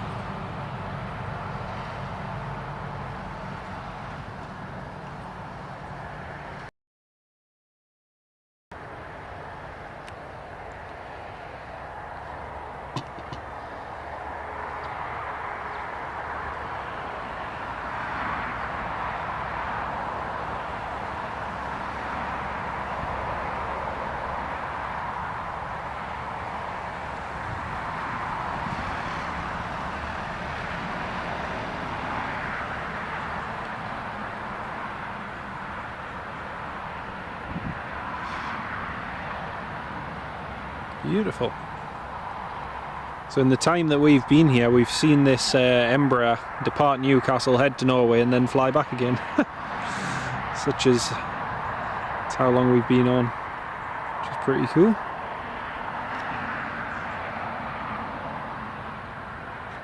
And then next we've got the Tui, which I can just see in the background there, coming out from behind the clouds. So be that, and then the Jet 2, and then after the Jet 2, we're probably going to have to end the live stream, folks.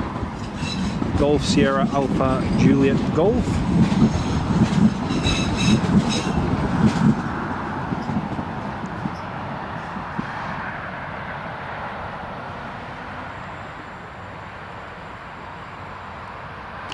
Got to say that tartan livery is still one of my favourites. It doesn't matter where you see it, with the red engines painted and with the engines painted red even, and the tartan tail, it just really goes well together. It's such a good livery. Many will remember that for years Loganair had the Flybe livery painted on their Saabs, and I remember when they first went back to becoming an independent airline, a fully independent airline, and they changed their livery, and ever since then they've just done amazing. And the likes of Eastern Airways and Flybe and so on, they've managed to overtake them in a lot of areas as well. So it's Loganair have done pretty well.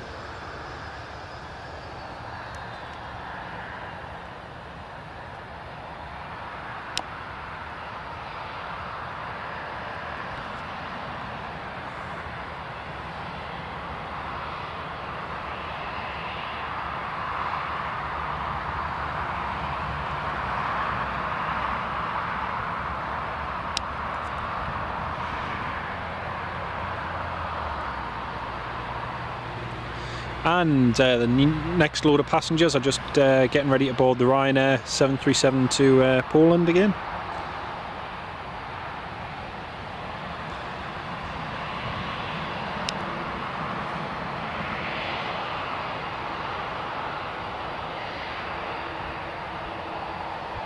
There's the stop sign.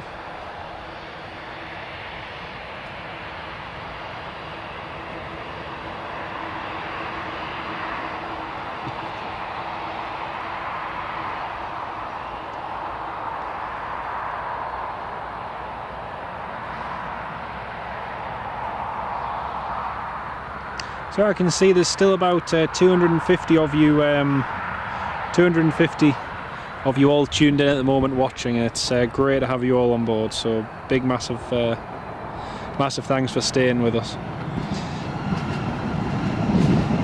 Java 64. I have to say that Plane Spot on YouTube is 100% enhanced listening to your accent. That's very kind of you, mate. Thank you very much. That means a lot. Yep, but a very listenable accent. Thank you. That's very kind of you. Thank you very much. After the Jet 2, Greg's. Nah, not today, mate. I'm going to have to after we finish the live stream, I'm going to have to head home and have a bite to eat, and then I've got a 6-hour shift on after this. So yep. There's no rest for the wicked. Just work, work and work. Well, there's the door open. Passengers just getting ready to deboard. Wayne Hartshawn, thank you for a great stream. Am I heading back up to Aberdeen anytime? Not anytime soon. Yeah, no plans in the immediate future. But I was planning on going last week, but unfortunately some things came up and I wasn't able to get up there. But hopefully soon. We'll see how it goes.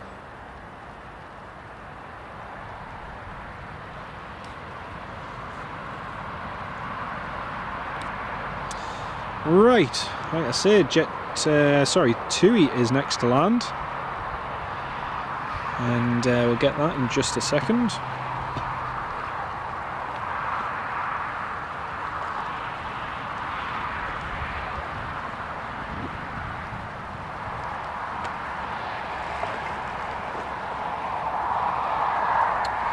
Yeah, the rain's just started again. Such a pain, such a pain. You know what they say, it never rains, it pours. But not to worry.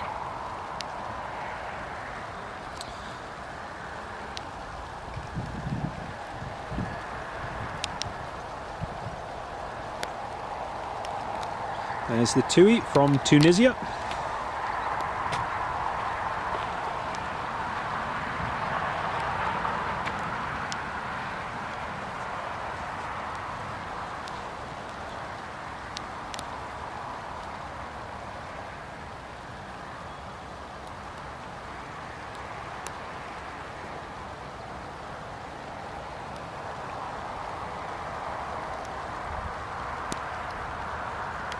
Nicely done, very nice. Is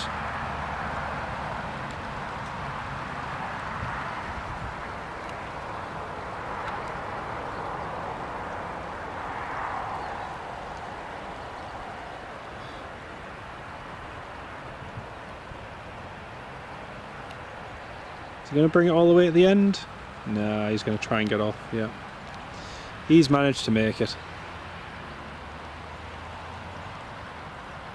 Oh, and they've just started another fire down at the fire training centre, so you'll see a big plume of,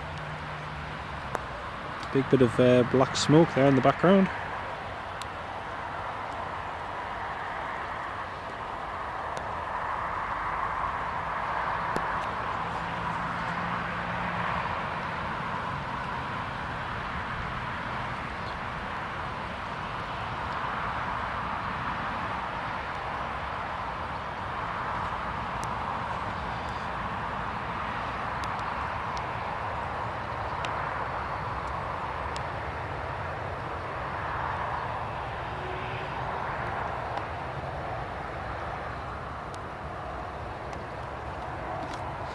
Not sure which stand this Tui is going to park on. It might park next to the company one, perhaps. I'm not sure.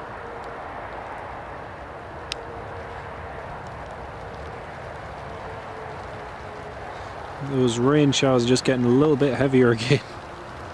Right, the Jet 2 is on final. I can see its landing lights now. So we'll get that landing in just a second. Like I say, unfortunately, we're going to have to end the live stream after that. I don't think there's anything else nearby in the vicinity. No. Not to worry.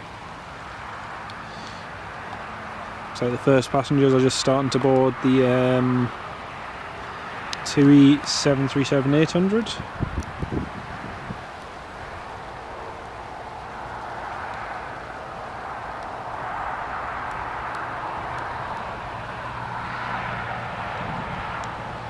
And Adim, hello, welcome to the live stream. Great to have you on board with us. Welcome aboard.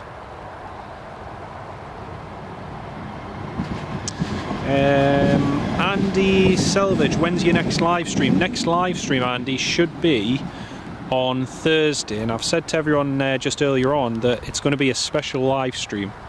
It's going to be from one of the our live stream on Thursday, just to give you all a bit of an idea, is going to be from one of the most remote places in Europe. So I'm not going to say any more, but most of our channel members already know.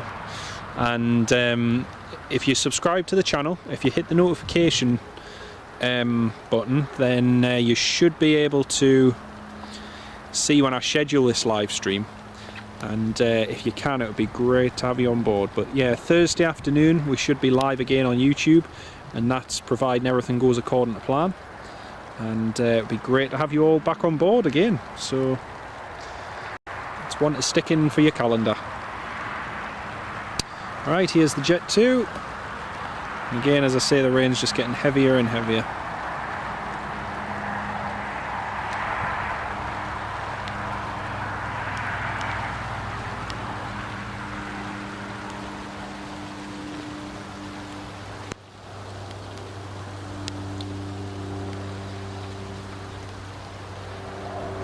This Jet 2 might go full length.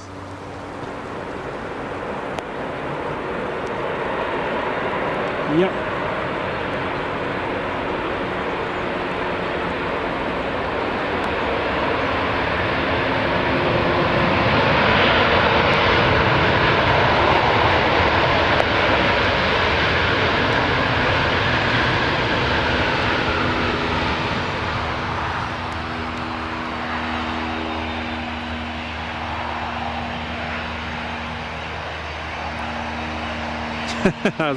That looked pretty cool with the fire in the background.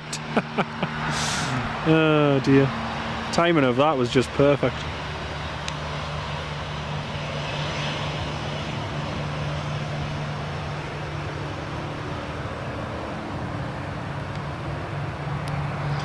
Golf Juliet Zulu, Bravo Mike. Jet 2 Alicante. And there she is. That's actually cool, you can see the wing reflection. You can see the reflection of the wing on the fuselage. How cool is that? Oh dear.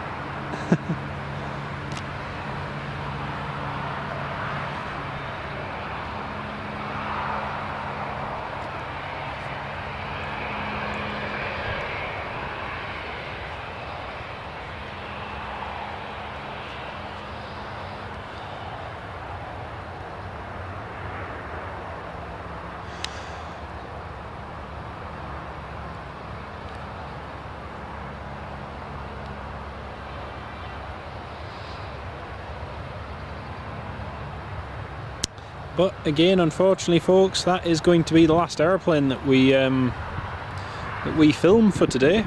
It's, we've been live for about 4 hours now.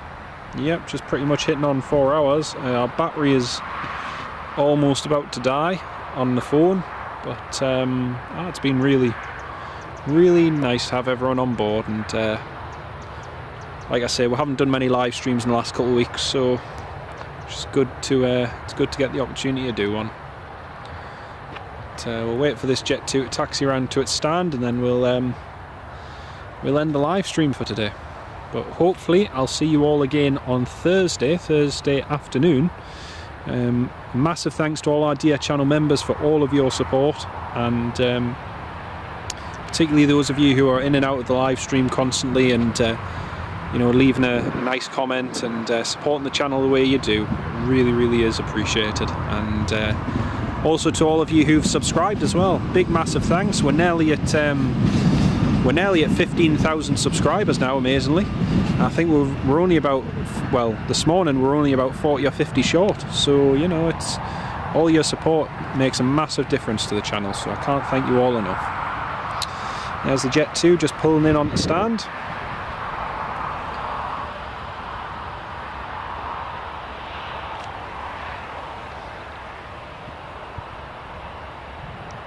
And you can see all those passengers just boarding the 737-800 as well. Doesn't look like it's a very busy flight, to be honest. Okay folks, anyway, from here at Newcastle International Airport, I want to say huge thanks to everyone who's tuned in today. Again, if you want another live stream, pop back on Thursday afternoon, and we'll hopefully see you then. Again, Nicky Luke Ross, thanks very much, mate. Wayne Hart, Sean, Yuki, Andy, George Monks, Kerry Taylor, Tina, ERB, thank you all very much, folks, and we'll catch you on the next one. Take care of yourselves, and whatever you get up to this week, I hope you enjoy yourself.